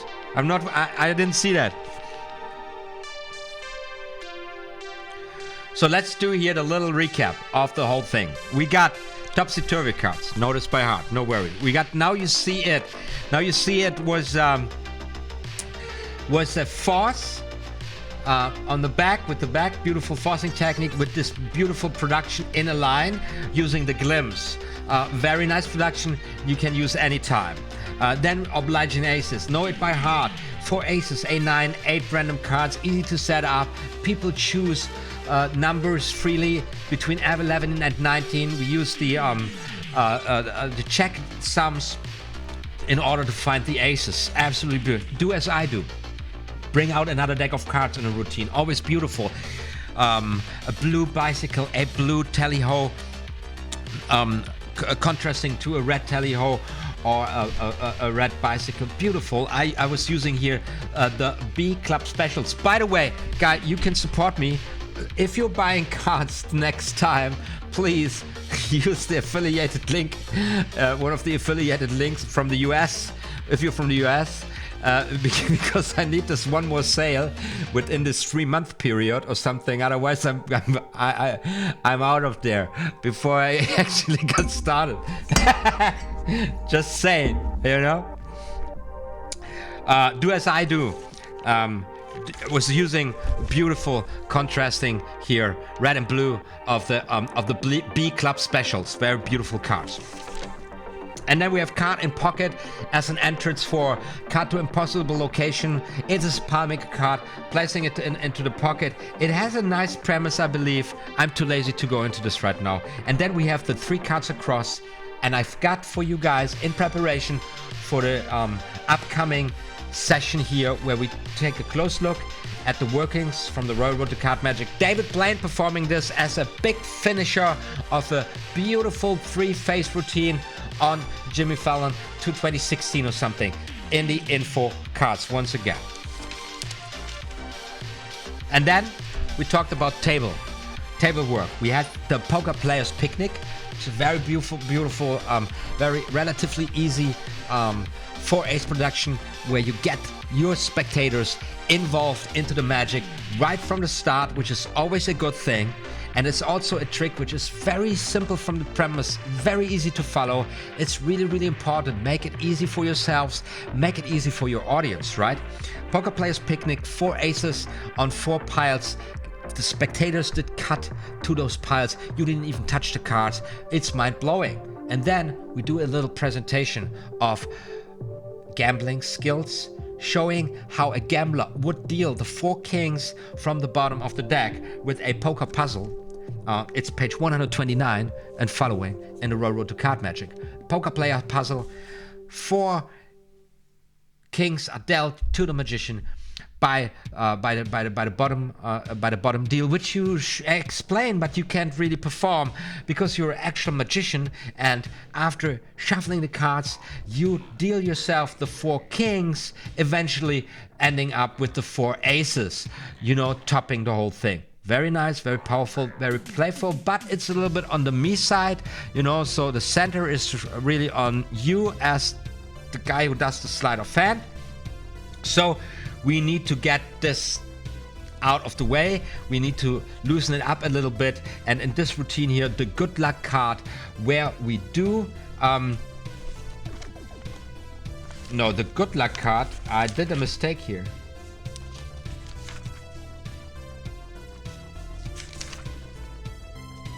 Oh no, it's all right. Where the good luck card, where we do how did we get the card? Where we get the card on our seat. Okay, now I forgot the good luck card. So to fresh it up, it's good. From all the tricks we walked through here, just one trick where my brain is blank. Like, okay, it's ended up under the seat. That's all I know from the trick. How was it, man? Come on. Gotta take a look at this once again. 98. 98. Oh, I don't want to do this now. I'm lazy. I'm just like, but I need to do this. Yes, right. Remember, 3 piles? We had 3 piles shuffled by the spectator. Spectator chooses 1 pile, selects a random card in the pile. The card keeps returning in a 5-pile poker set and then in a 13 bridge hand. Does it? No. Suddenly the card disappears and it ends up under the ass of the magician. Ho ho ho, that is funny, right? Good, I remember this. Very nice, because we have this thing. We know that when we have a card selected out of a pile and we bring it in this position, it ends up in a 4 deal, 5 times 5 deal in the center of any of the packages. And from there, we can arrange it in to any position we want. Very, very nice.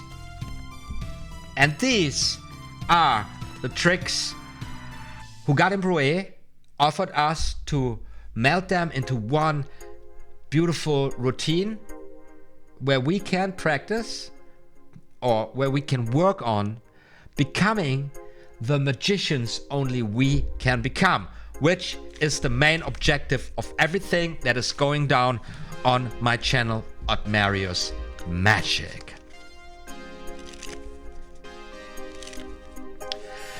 And it says, man, if there's anything we can do to help get your name out, please let us know, man. It's just what it is, you know.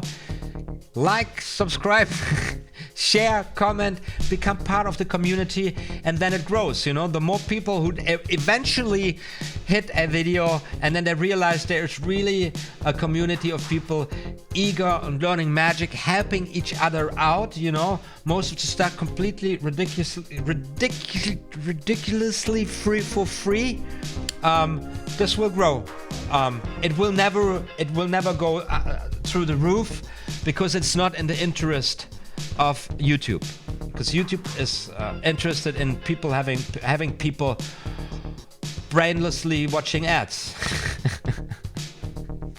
right? But thank you so much for your effort. Thank you so much for your engagement. Once again, guys, it's a privilege doing this with you guys. As you see, I've been learning a lot here myself today. It's a great session. I'm very happy having made this decision to break down this chapter. Next session, we're going to look at a roll licking routine. We have rapid transition, the piano trick. I remember the piano trick. I got busted so bad with the piano trick. I have to work on this one. It's very funny, because I really had people being like, what, do you think I'm stupid? You think I'm falling for this shit? And I really had to work myself out of this nasty situation. Leapfrog and a vested interest. So these are 4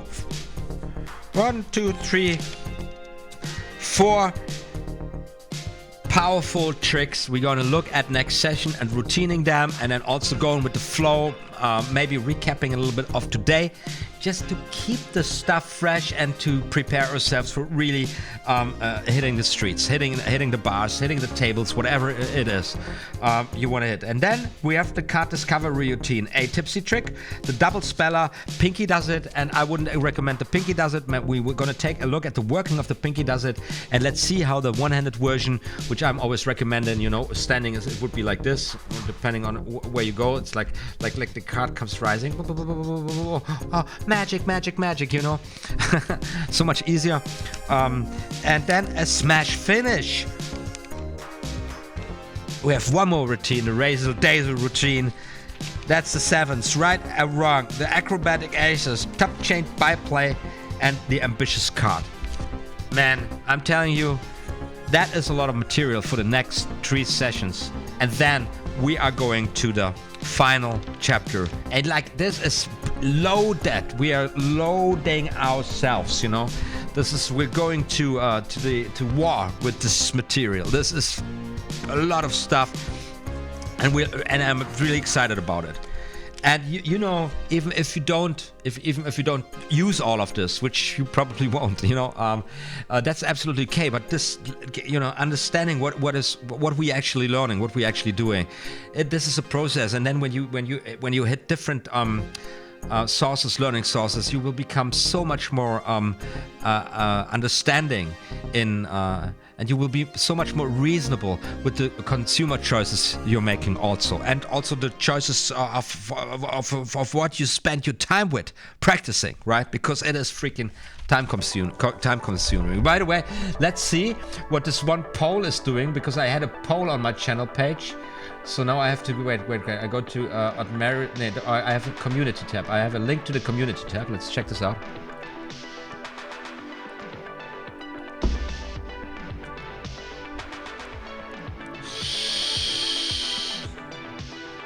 Do you see how fast this browser is loading? Although, and this is a new thing here, Google is annoying me. It is annoying me so much with this. Do I want to install Google Translator? Don't ask me again. Finally, they're giving me the option. Jesus. So I've been asking here in the vote, magic takes a lot of practice, right?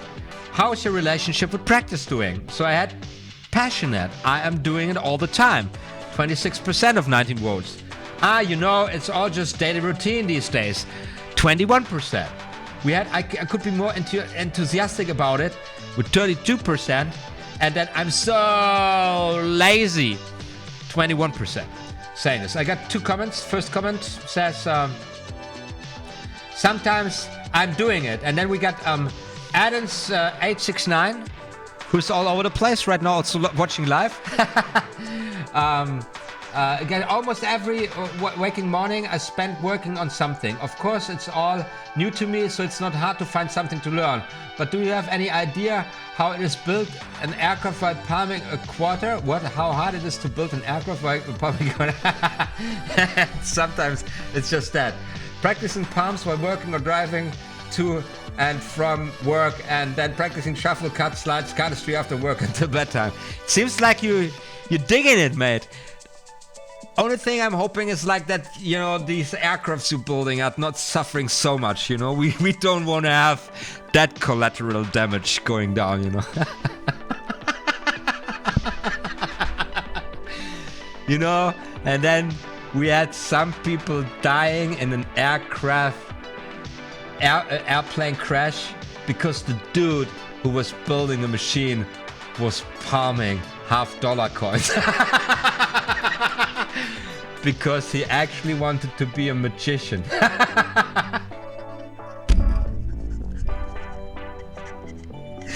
I'm telling you guys, there is this place in hell, and at this point I believe that hell is much more fun than any other place, man.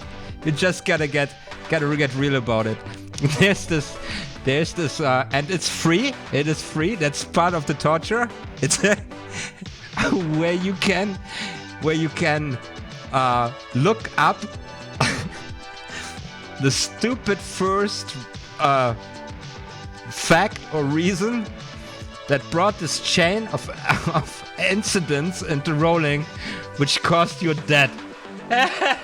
And then you died in a crane flash, and then you go there, and then you go to this demon, and the demon is like, yeah, we got it here, well, let me check this out, here, there it is, and then they have those files, and you read your files, and you say like, well, there was this guy who wanted to be a magician, and while screwing the engine of the machine that killed you, was palming a $half-dollar coin in order to become a magician. And you seriously? That's funny. That's my kind of humor, you know. I like this kind of stuff. Man, your tutorial on the revolution gun is the only one that works for me. Not sure if we have the same size sense or what, but all the others I watched were impossible for me to perform. I'm glad, man. I got this worked out for you. I'm always shooting my tutorials at the point where I just, you know, worked it out for me, but I haven't mastered the technique yet. But I've cracked the code for where I know what I now just have to keep repeating without a doubt to get it at my fingertips. Because if you really keep on practicing, and if you at one point you won't even think about it, and at one point you will forget what was so difficult in the first place. I mean, like, ask anybody how they learned to walk. You know, like, you just walk, you know, like, it's just all there. And so that's the point where I shoot my tutorials, and I actually started with this to not lose this moment, because I thought it was valuable. It was so valuable to me. Now I've found out what makes the revolution cut working in my hands, and I know I will forget about it, you know? Okay. Okay, guys. Okay, guys.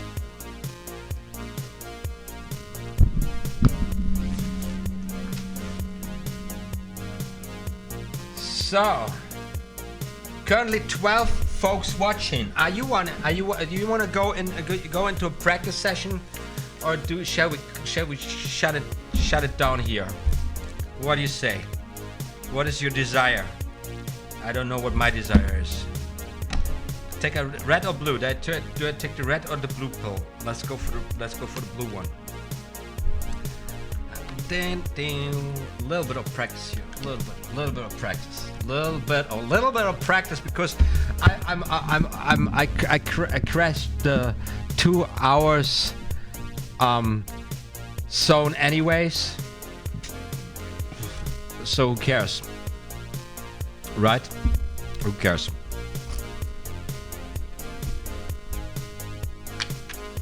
I would go into this practice session anyway, so why wouldn't I stay live, right?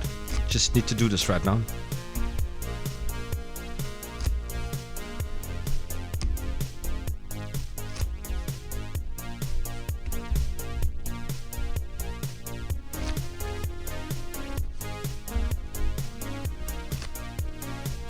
Practice sesh, practice sesh. Okay, guys, but we only do this if you tell me what cards you are using and what you are practicing. And if you can't answer both questions, you're not practicing. You're just jerking off, or just, you know, drinking beer, being lazy, and having me doing all the work. And I just can't have it, you know. In this curriculum, only those who are willing to work hard to achieve their goals are welcome. Everybody else,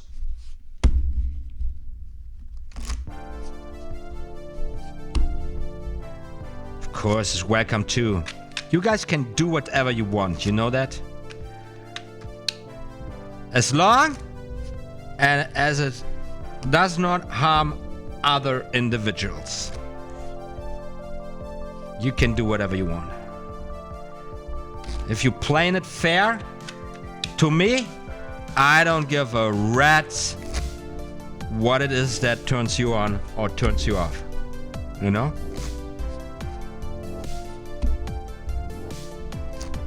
Because that's just, you know, so much options out there. It's insane. So Crazy is using bikes and practicing the one-handed top change.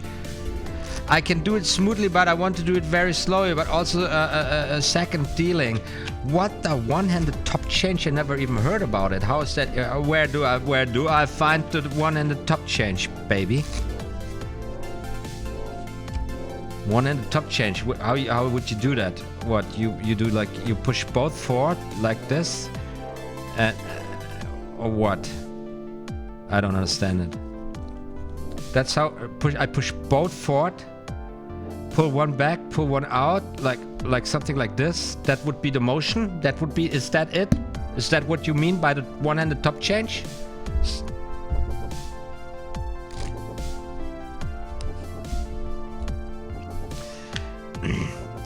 So we got the King of Clubs and we got the King of Diamonds, right?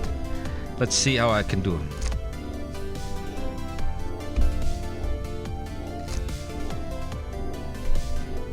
Ah. King of diamonds, king of clubs.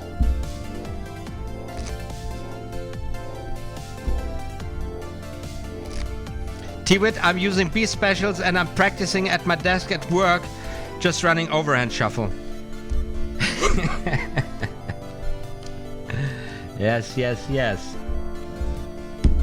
Guys, what are you doing, man? What jobs do you have that you can like practice cards?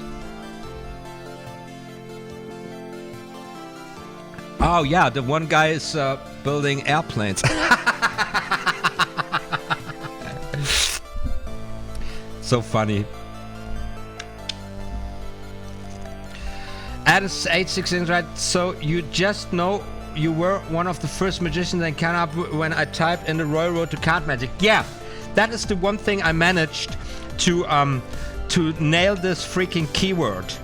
I do claim the keyword the Royal Road to Card Magic on YouTube at least, because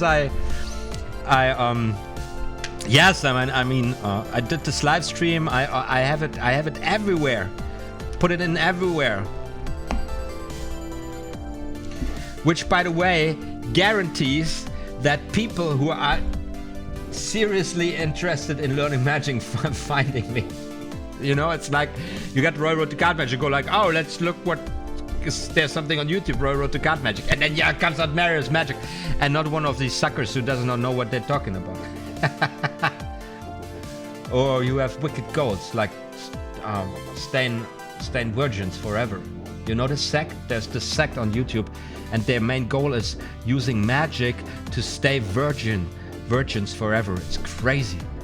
It's like a lunatic sect, like the flat earthers.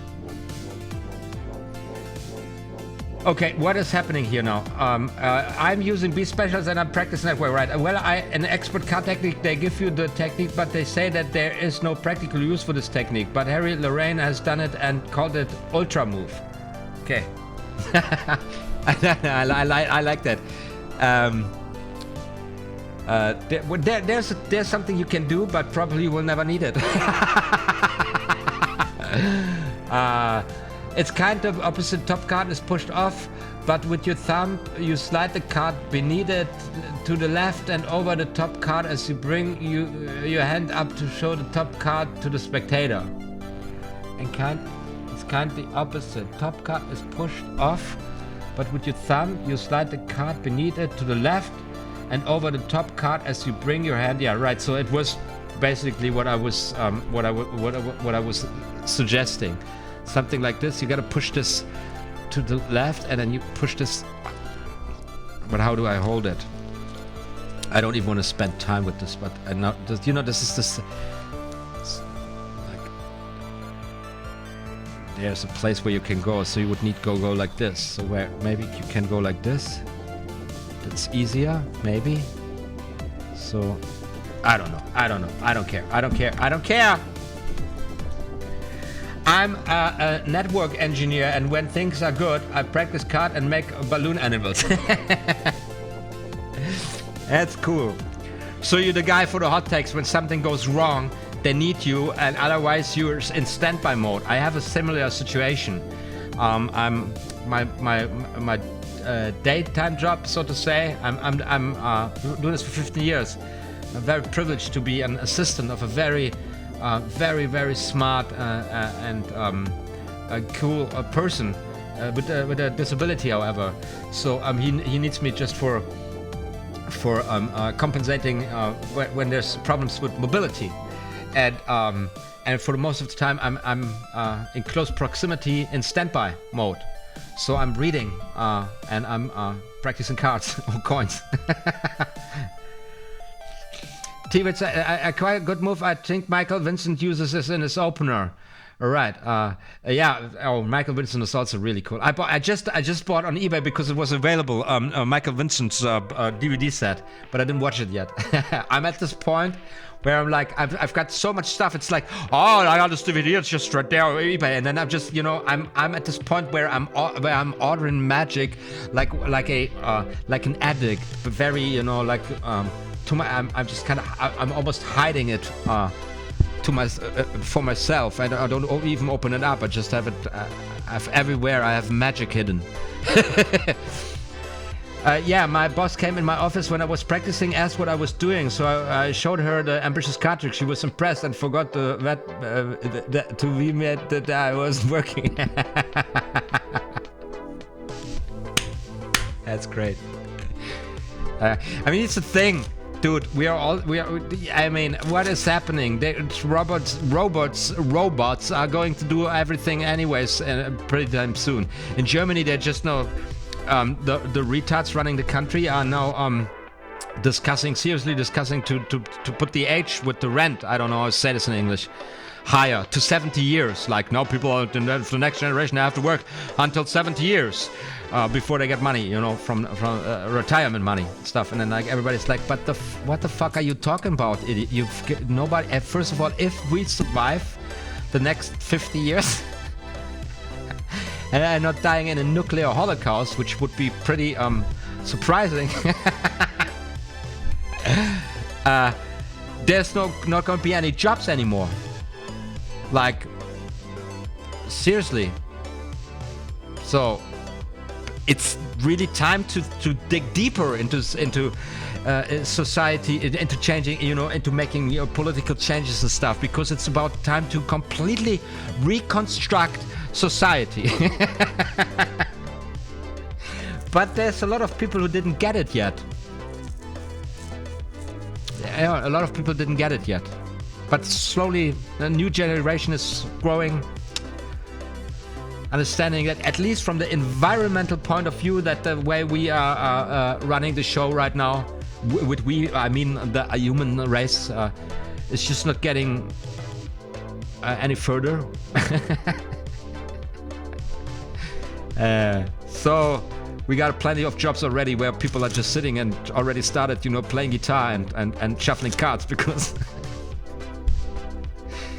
what are you gonna do, They just need you when some paper is stuck in a home apparatus. Or when some AI started a war that you don't want. And you go like, no. And then you have to push this button. It's not... Cancel war,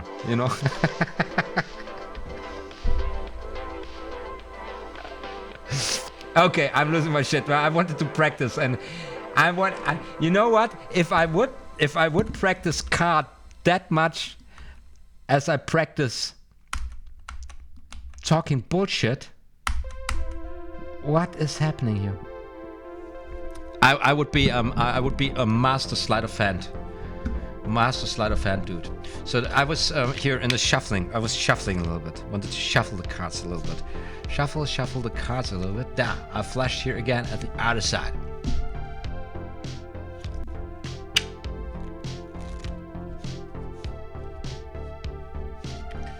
That flash! Come on.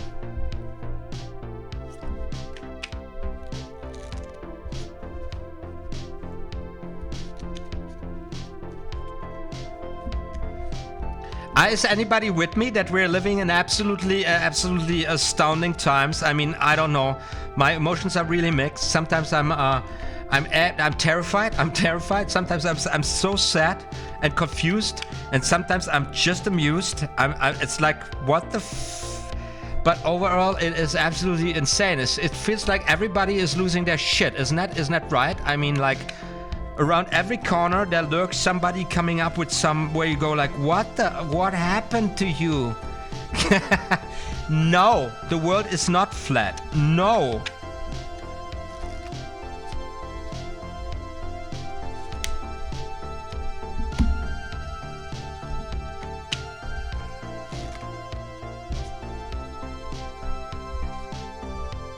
So Crazy Challenge just asked if I do any warming exercise. Yeah, I get up in the morning. No, actually not. I'm just getting in there. I don't believe in this.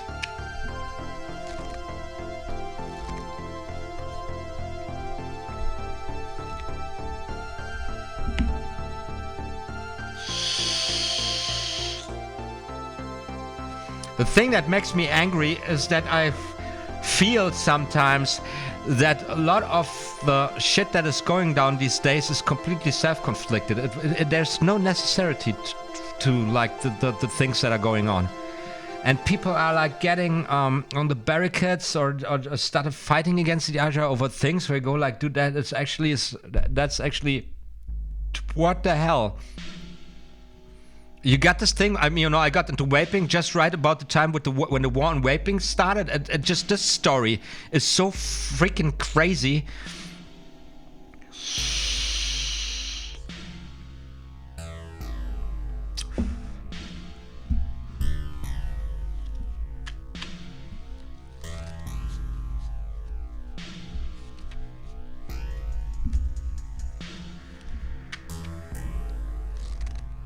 So, back to shuffling cards.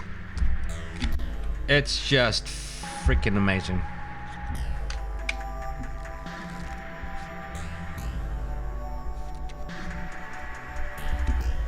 And then this one, I got it. Very nice. One more time. 1, 2, 3, 4. Right, and then the cut. And then here's where I usually fail. And there will be a little bit more time to really nail the sucker. And I'm down with a 4 to 5 right now, but I believe that is just the right amount of where's I go, something like this. And then of course this one, which is an absolutely beautiful, outstanding move.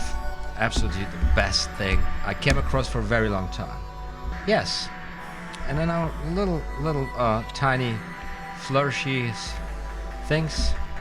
It's absolutely gorgeous. Love that so much. Right there over the smiley faces or underneath the smiley faces in the comments.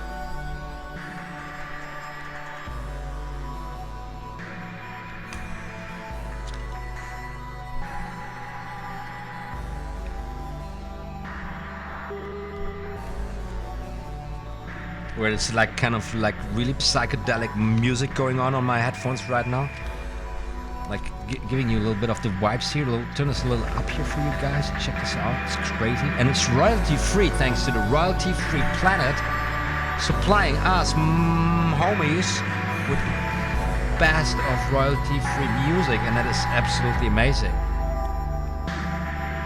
Right there, simple as it gets. Very, very effective. By the way, this is what I love so much about the do as I do, when you have a spectator also going for this one. And it's really cool because when you do this very with a lot of confidence, and you have this role play going on, and they say do as I do, just do it back, and then the spectator does the same thing, and it works. Because actually the ribbon spread is not so hard to do. They really feel this is the most beautiful thing. So a person who for the first time does a ribbon spread that kind of looks decent, they're so proud. That's so cute. Just a little something I remember right now.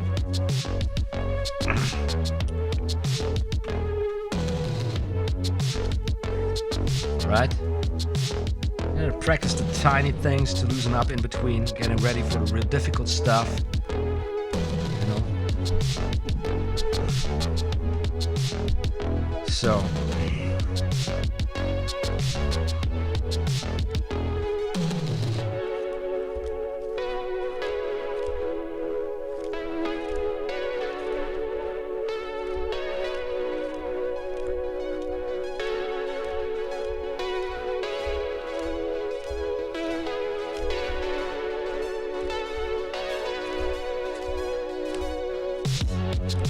2 hours and 30 minutes we're in. Took a look at some really nice routines consisting out of beautiful tricks. There was a nice blend of effects. We learned a lot thanks to RoUTINE, who in the middle of the last century, 1900, man, 1900, that seems so long ago. 1948, I believe the Railroad to Card Magic was first published, and then straight away in 1952, I believe, Railroad to Card Magic by Jean-Hugues Frédéric Brouet. What a century. What a fundamental publication on card magic.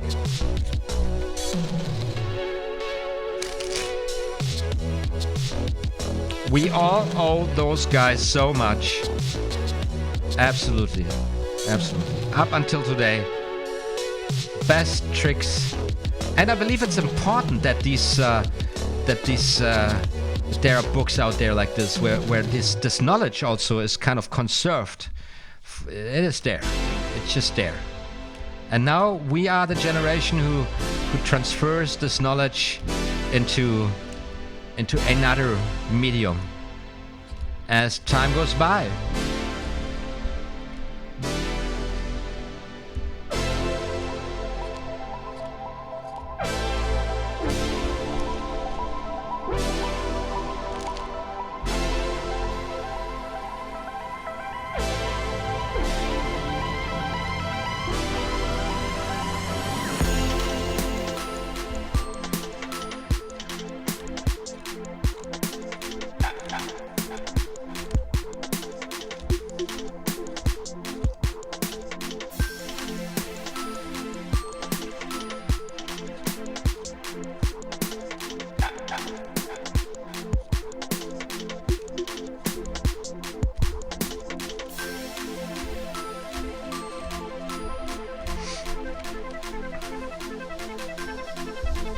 Pick a card, any card. Really doesn't matter. Any card, any card.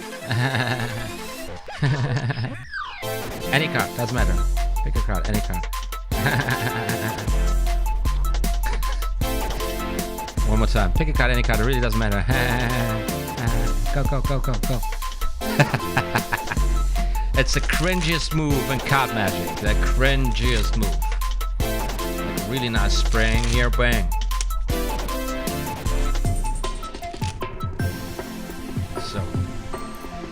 So 1, 2, 3, 4. 1, 2, 3, 4. The camera make it die. I flash. 1, 2, 3, 4. I flash. 1, 2, 3, 4. I flash. What am I doing? Why am I flashing with this shit? That's crazy.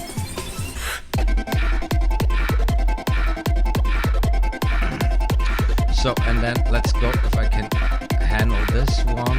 I just can, right, that's what I want to see. If I can make this a little bit better than the last time, because that was just not satisfying me. So I'm gonna come up here, bang, right there. Something like this still looks, I gotta put a lot of work into this one. But I'm catching up on something here. I still have a lot of work to do. It's really silly. Get this really going. Really silly.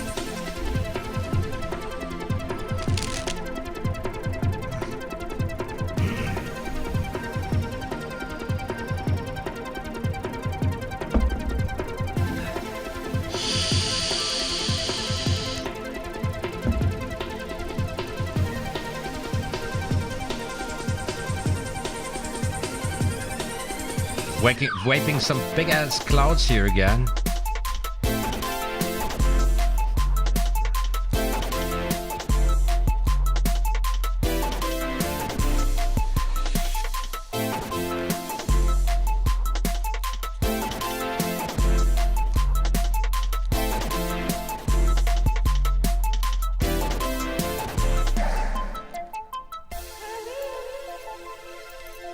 I love this when we're going into these practice sessions. Well, you guys stop commenting because everybody's practicing. It's so cool. Can you feel the bond? Can you feel? Can you feel how we're connecting with what we're doing? How the magic is getting stronger? Yeah. Skill in weapons and biotic tactics. With me as absolute ruler. If you don't want to be a part of this incredible vision, then you can get a space taxi back to planet Idiot.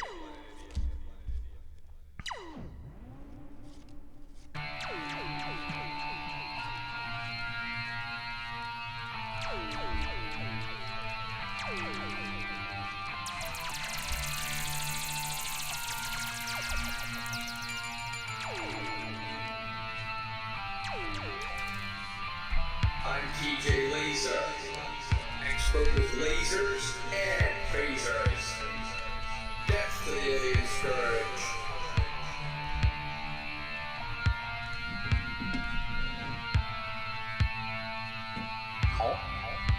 Where are we?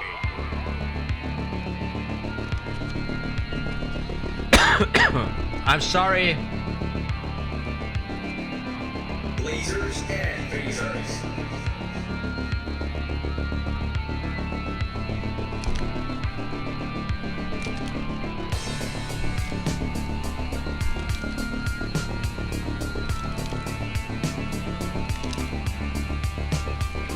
Lasers and phasers. Ah, do you see it? Do you see it?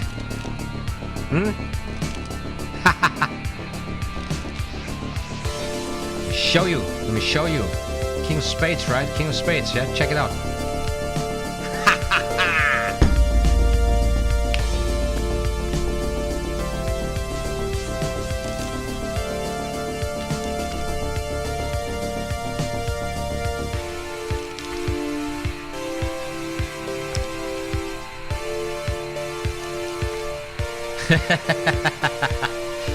That's good.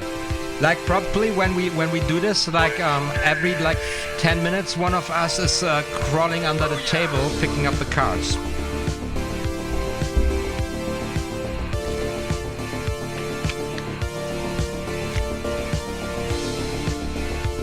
I wonder how it is if you're working with tigers. It's like, are they biting you more at the beginning? It's like as if it's like comparing it with the cards, because cards fall more at the beginning. Like tigers bite you more, and then at some point you're really good with tigers and they don't bite you anymore. And then when they bite you, then it's like when you drop your cards, like after 2 years of not dropping your cards, you're like, geez, I dropped my cards again. How did that happen? What happened? I thought I'm not dropping my cards. I'm telling you, that's how who was it? Secret or Roy who got bitten by the tiger?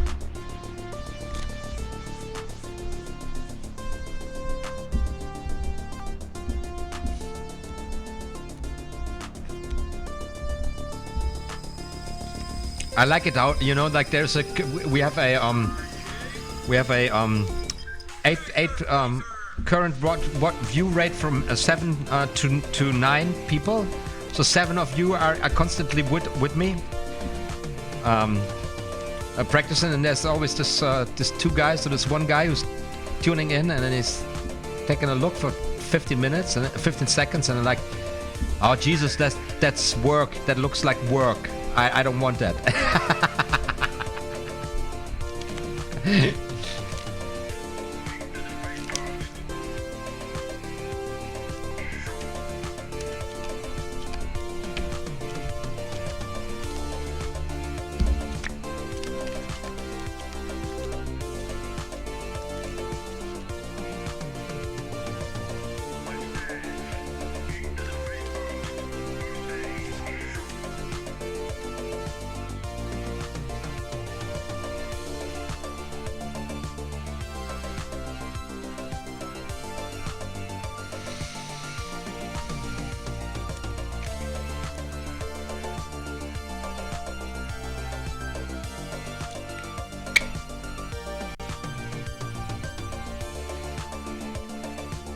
Right? Turn over top card. 8. And bang. Gone. 7. Oh, oh, oh, oh.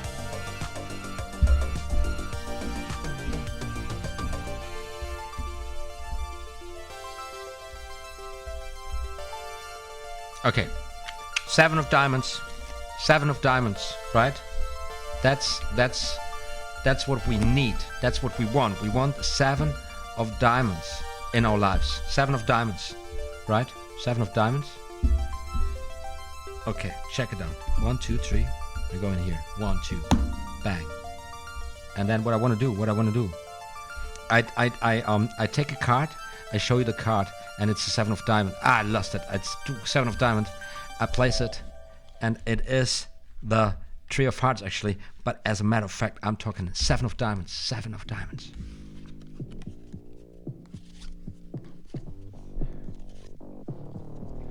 Doom. Doom. Oh man, how can this song be royalty-free music? I loved it so much. Check it out, guys.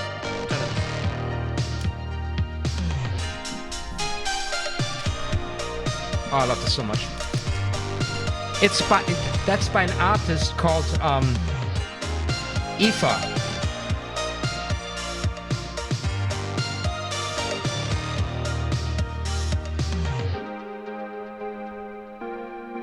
Nice, just beautiful. Just beautiful. Gee, yeah, man. Give me more of that.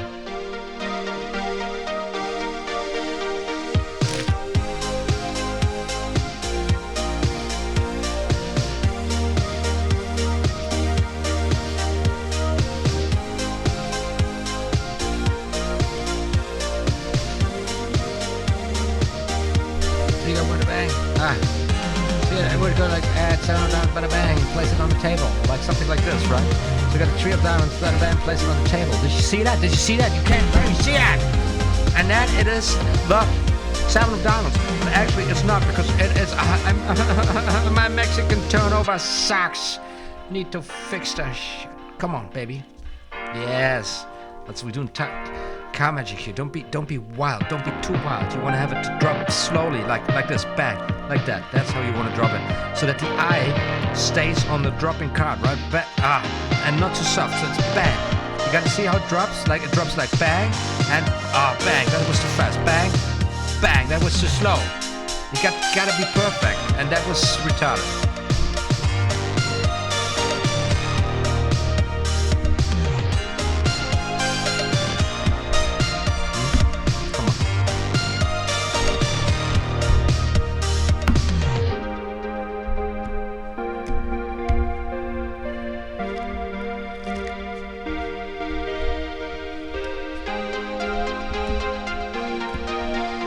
So, mixed deck, okay? Shuffle the cards, just like that. Shuffling the cards, cutting the cards. One more time.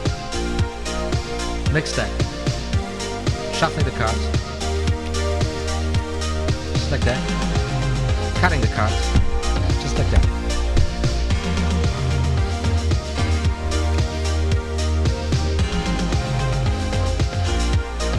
And you say stop. You need to say stop, right? Say stop. And here's the thing. Say stop. Stop right there. Guy, I'm telling you, you stop me right there at the 6 of spades. Is that the 6 of spades? It's a king of hearts. Wait, let me check it out. Is that the 6 of spades? That's the 4 of diamonds. Where's the 6 of spades? Where's the 6 of spades? Wasn't even there. It was there. Where did I lose it? One more time. One more time. One more time. Alright. Shuffling the cards. It wasn't the 6 of spades, it was the 4 of spades that wanted to you. I cut the cards. I shuffle the cards. I shuffle the cards. Here we go. And now, I want you to say stop once again. 4 of spades. There's no other solution but the 4 of spades. Here we go.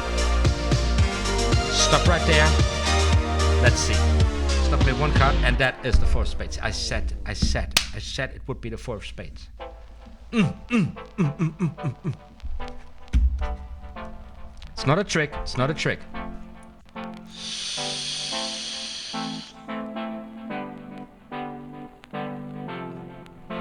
Guys, we're hitting here 3 hours again. 3 hours. 2 hours, 46 and 59 minutes. And I didn't even get really started practicing. Can you believe that? I'm so crazy. It is 10:53 p.m. Berlin summertime. Is it still? That's GMT +2. Music is very, very loud. Turning it down a little bit so that you can hear my wonderful voice. Currently 7 folks watching. Everybody else tuning out.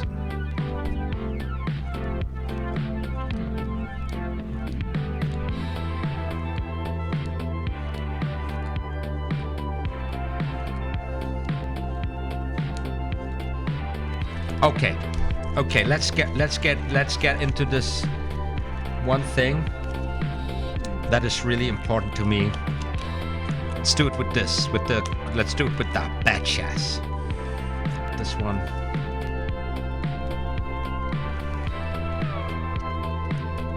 Okay, we still got 6 people watching.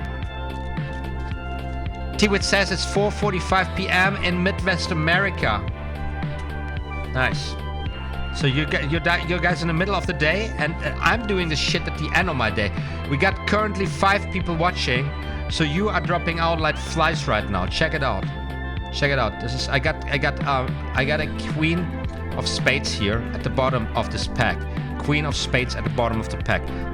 Placing the queen of spades right there. Check out what else I got in this pack. I just put it out here. I got a queen of spades. I got also a queen of spades, and I got also a queen of spades. So I got those 3 queen of spades here. 3 queen of spades plus the 1 queen of spades. What is your math skills? Because we got 1 queen of spades, 2, 3, 4. 4 queen of spades. Check it out. Queen of spades, queen of spades, queen of spades, and queen of spades. But you know what? It's not possible. It's not possible because this is actually a queen of diamonds, right? That's crazy. It's a queen of diamonds, just like this one is actually a queen of hearts. Now leaves me with these 2 suckers, right? And that is a queen of spades and a queen of spades. Now this one is very easy because turning a queen of spades into a queen of clubs, that is easy. But you know what's really difficult? To turn this queen of spades into a king of spades. This is a magician's fooler. I'm gonna fool Penn and Teller with this. Look, I'm not even touching the card, and it turns into the king of spades. That would be really awesome if I could have done this.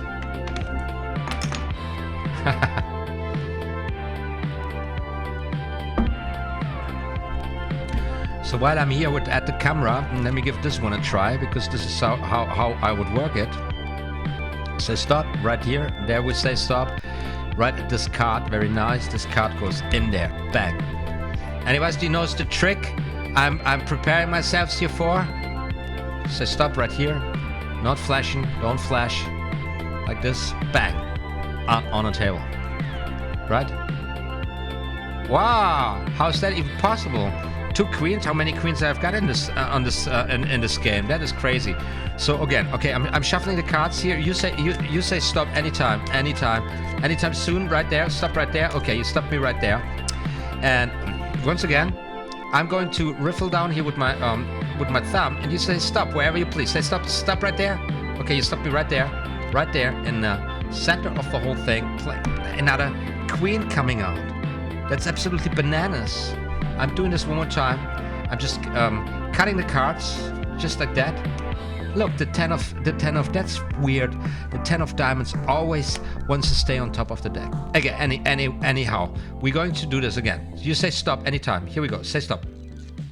Stop right there. Okay, you stopped me right there. Again, in the center of the pack lies another queen. 4 queens. That's what I'm talking about, baby. That's what I'm talking about.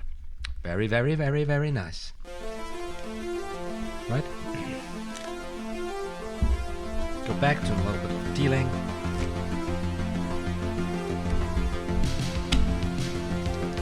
And this is also an absolutely fantastic track. I can't believe this is royalty-free music. Thank you, you amazing artist. Thank you. So, right there and right there. Did it work? Did it work?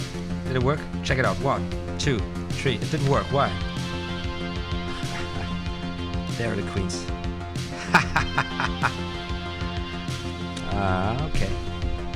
Okay. Okay. Something went wrong. I don't know what it is. I'm just curious here. Just trying to work out the magic, just like that. 3 times. 3 is the magic number. 3 is the magic number. You need to make it happen on 3. 1, 2, 3. Right? Did I lose it here? What is it? I don't know. Let me give it a try. 1, 2, 3, and it's 1, 2, 3. There it comes the queens. Oh, well, that was close. That was close. That was so close. Just 2 cards. Just 2 cards. Jesus. So once again, I'm cutting the cards like a crazy person. And I'm also, as you can see, really crazily, how do you say? Shuffle the cards, right? Come on. Come on, man. Come on, man. Let me show it. Show it to us. Yes, yes, yes. Yes. So, really important is that everybody can see that the cards interlace right here. You can see the corner there. Look at this. Interlacing. Really going into one another before I cut the cards, right? That is what everybody needs to see. And then everybody sees this clear cutting of the cards. 1, 2, 3, 4, 5, 6, 7. And one more time, just like that. It is absolutely crazy. Right? And 1, 2, 3, 4. Yes, we're getting there. We are getting there. I love the queens. I love the queens. I love the queens so much. So we got 1 queen. Check this out. We got another queen. We got this queen. This is something I do. It's a little bit of outdated, but you know, laymen don't know a shit about it. So I got the 4 queens. Usually I do it for 4 aces, and you can clearly see the 4 queens here in different sections of the pack, right?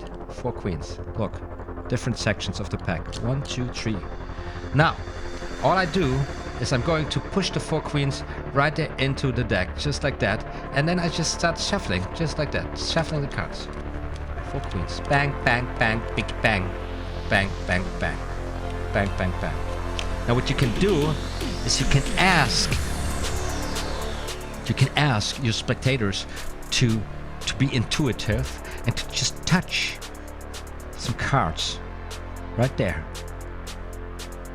But I think where the queens might be. And then, you know, we got pretty much the same picture here. See, that's the same picture with the 4 queens, or with that we had with the 4 kings. These are 4 cards the spectators just selected out of the deck. And all I'm going to do is I'm pulling them out here, placing them on the bottom of the deck. Now I'm dealing from the bottom. 1, 2, 3, and 4. 4 cards from the bottom. Right? Can this be the queens? Boom, boom, boom, boom, boom, boom, boom, boom. T-Wit, really enjoyed it, but it gotta go. T, that we had a great time. This is just like practice now. I'm just practicing my thing, and I was glad you was here. I'm glad you found me. Thank you for the participation. Thank you for the feedback. I really appreciate it. Next live session, next coming Tuesday, same time, 8 p.m. German summertime. It's GMT +2. And we're going to take a look at another routine, study some tricks, and afterwards practice. Until then, have a blast of a time, and be a good boy. Ciao. So currently we got 6 folks watching, and we're doing this here for 6 hours. For 6 hours. We do this for 2 hours, 56 minutes and 43 seconds. That is freaking crazy.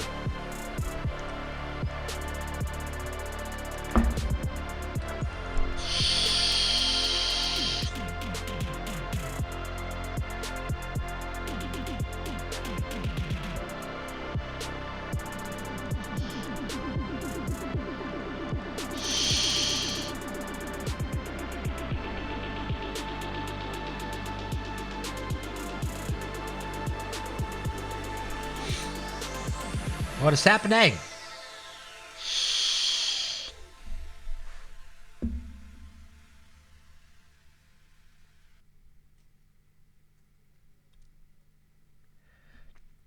Thank you, Magic. Do any magic with 2 coins. Why is this now? Man, what is going on here? Because the site is always reloading. No. No.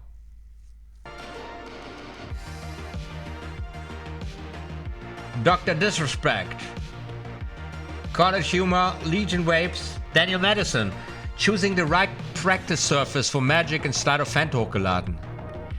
There's only one close-up map you want to use, and that is the one OTHMARIUS Magic uses.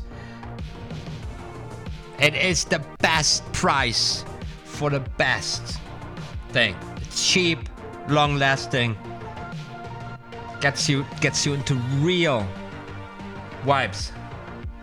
I don't even know what Daniel is offering there.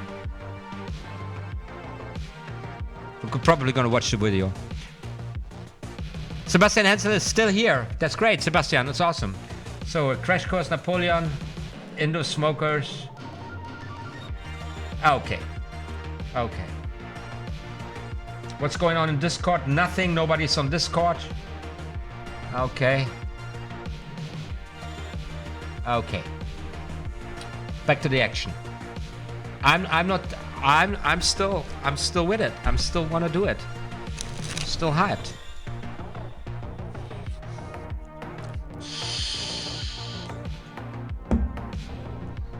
Okay. Okay, let's try to get some really chill from the bottom, like really chill from the bottom. Come on. Really chill here. This is every card. Every card. Very, very, very, very getting there. Really getting there. Very easy. Very slowly now. Don't push it too hard. So much better. So much better.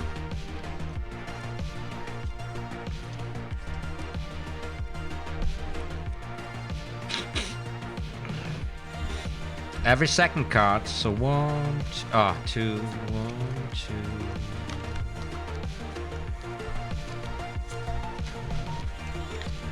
2. Yeah, it is almost disappearing. It's just now, this is just a little bit a matter of time.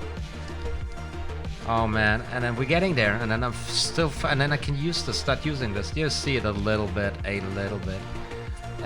This is just a matter of time before this movement completely disappears. Absolutely cool. Every second card right now. Every third card. Here we go. 1, 2, 3. No, that was not every third card, motherfucker. 1, 2, 3. 1, 2, 3. 1, 2, 3. 1, 2. 3. 1, 2, 3. 1, 2, 3. 1, 2, 3. 1, 2, 3. 1, 2, 3. 1, 2, 3. 1, 2, 3. 2, 3, 1, 2, 3, 1, 2, 3, 1, 2, 3, 1, 2, 3. I miss my count, man. Okay, let's do it every fourth card. That's crazy. Fourth is so difficult because you tend to speed it up, right? And you see 3 times, so 1, 2, 3, 4. 1, 2, 3, 4.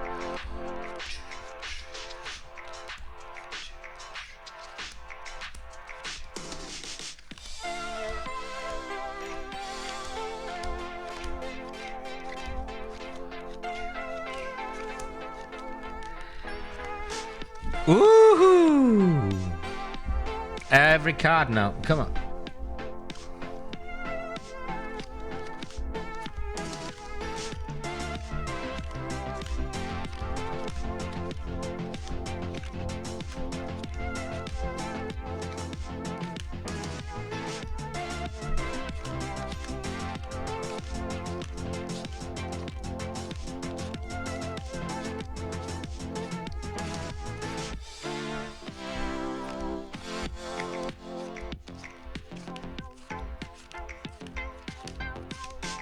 Where are you Adams? Where are you tuning in from?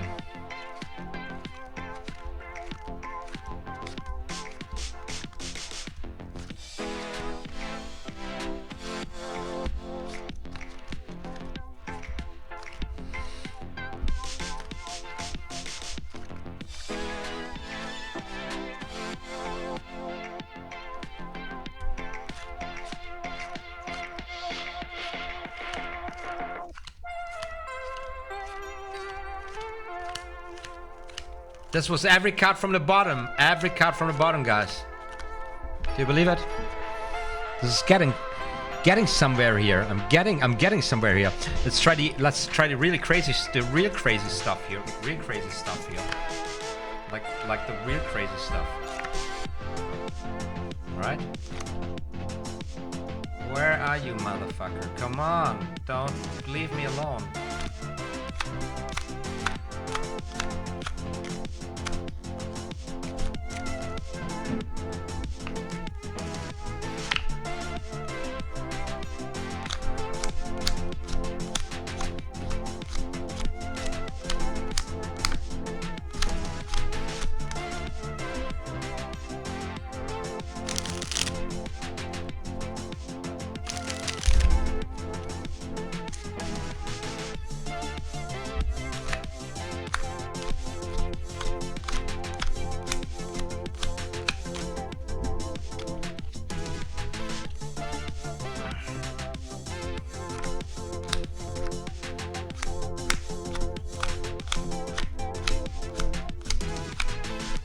Haha.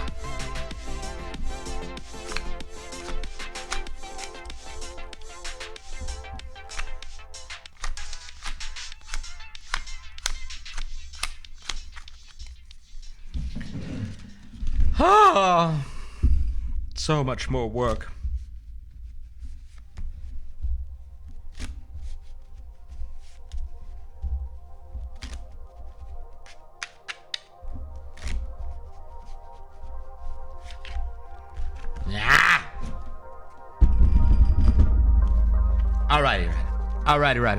Alright.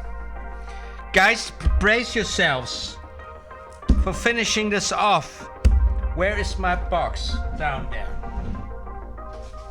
You got a couple of minutes left to say goodbye, because we've been doing this for over 3 hours now, and it's I'm reaching about 11:15, and I'm exhausted, and I just gonna chill a little bit. I feel it in my back here, and my hands got tired now a little bit. Don't want to push it too much. We did much longer than expected. Once again, I laugh.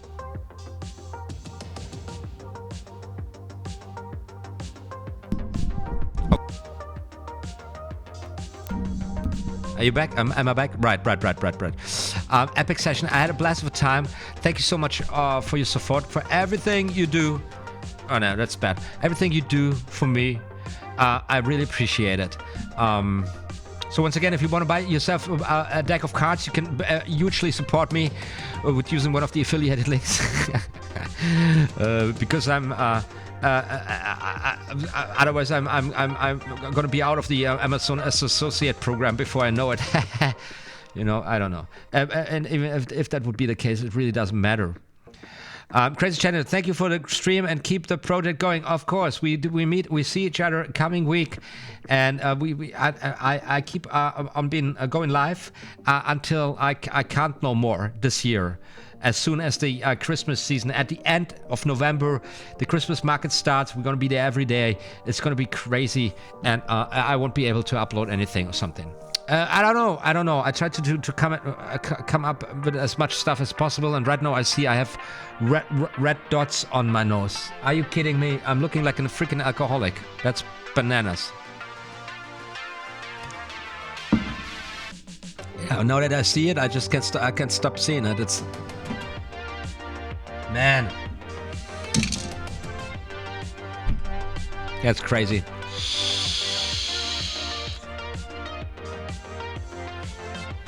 T-Wit, you are welcome. Very welcome. I hope you learned something today, guys. I hope you had a great time. Although you were tuning in while working. Yeah.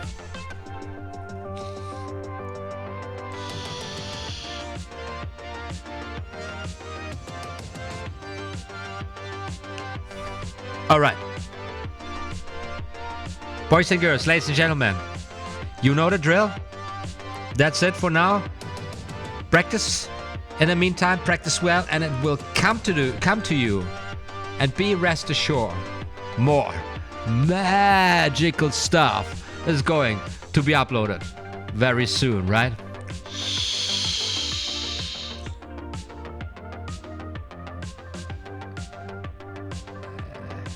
I wanted to make this super cool, but I made such cloud I wouldn't be able to see where I was clicking. So I'm doing this once again. Now I got it set up. I'm ready. OTHMARIUS Magic.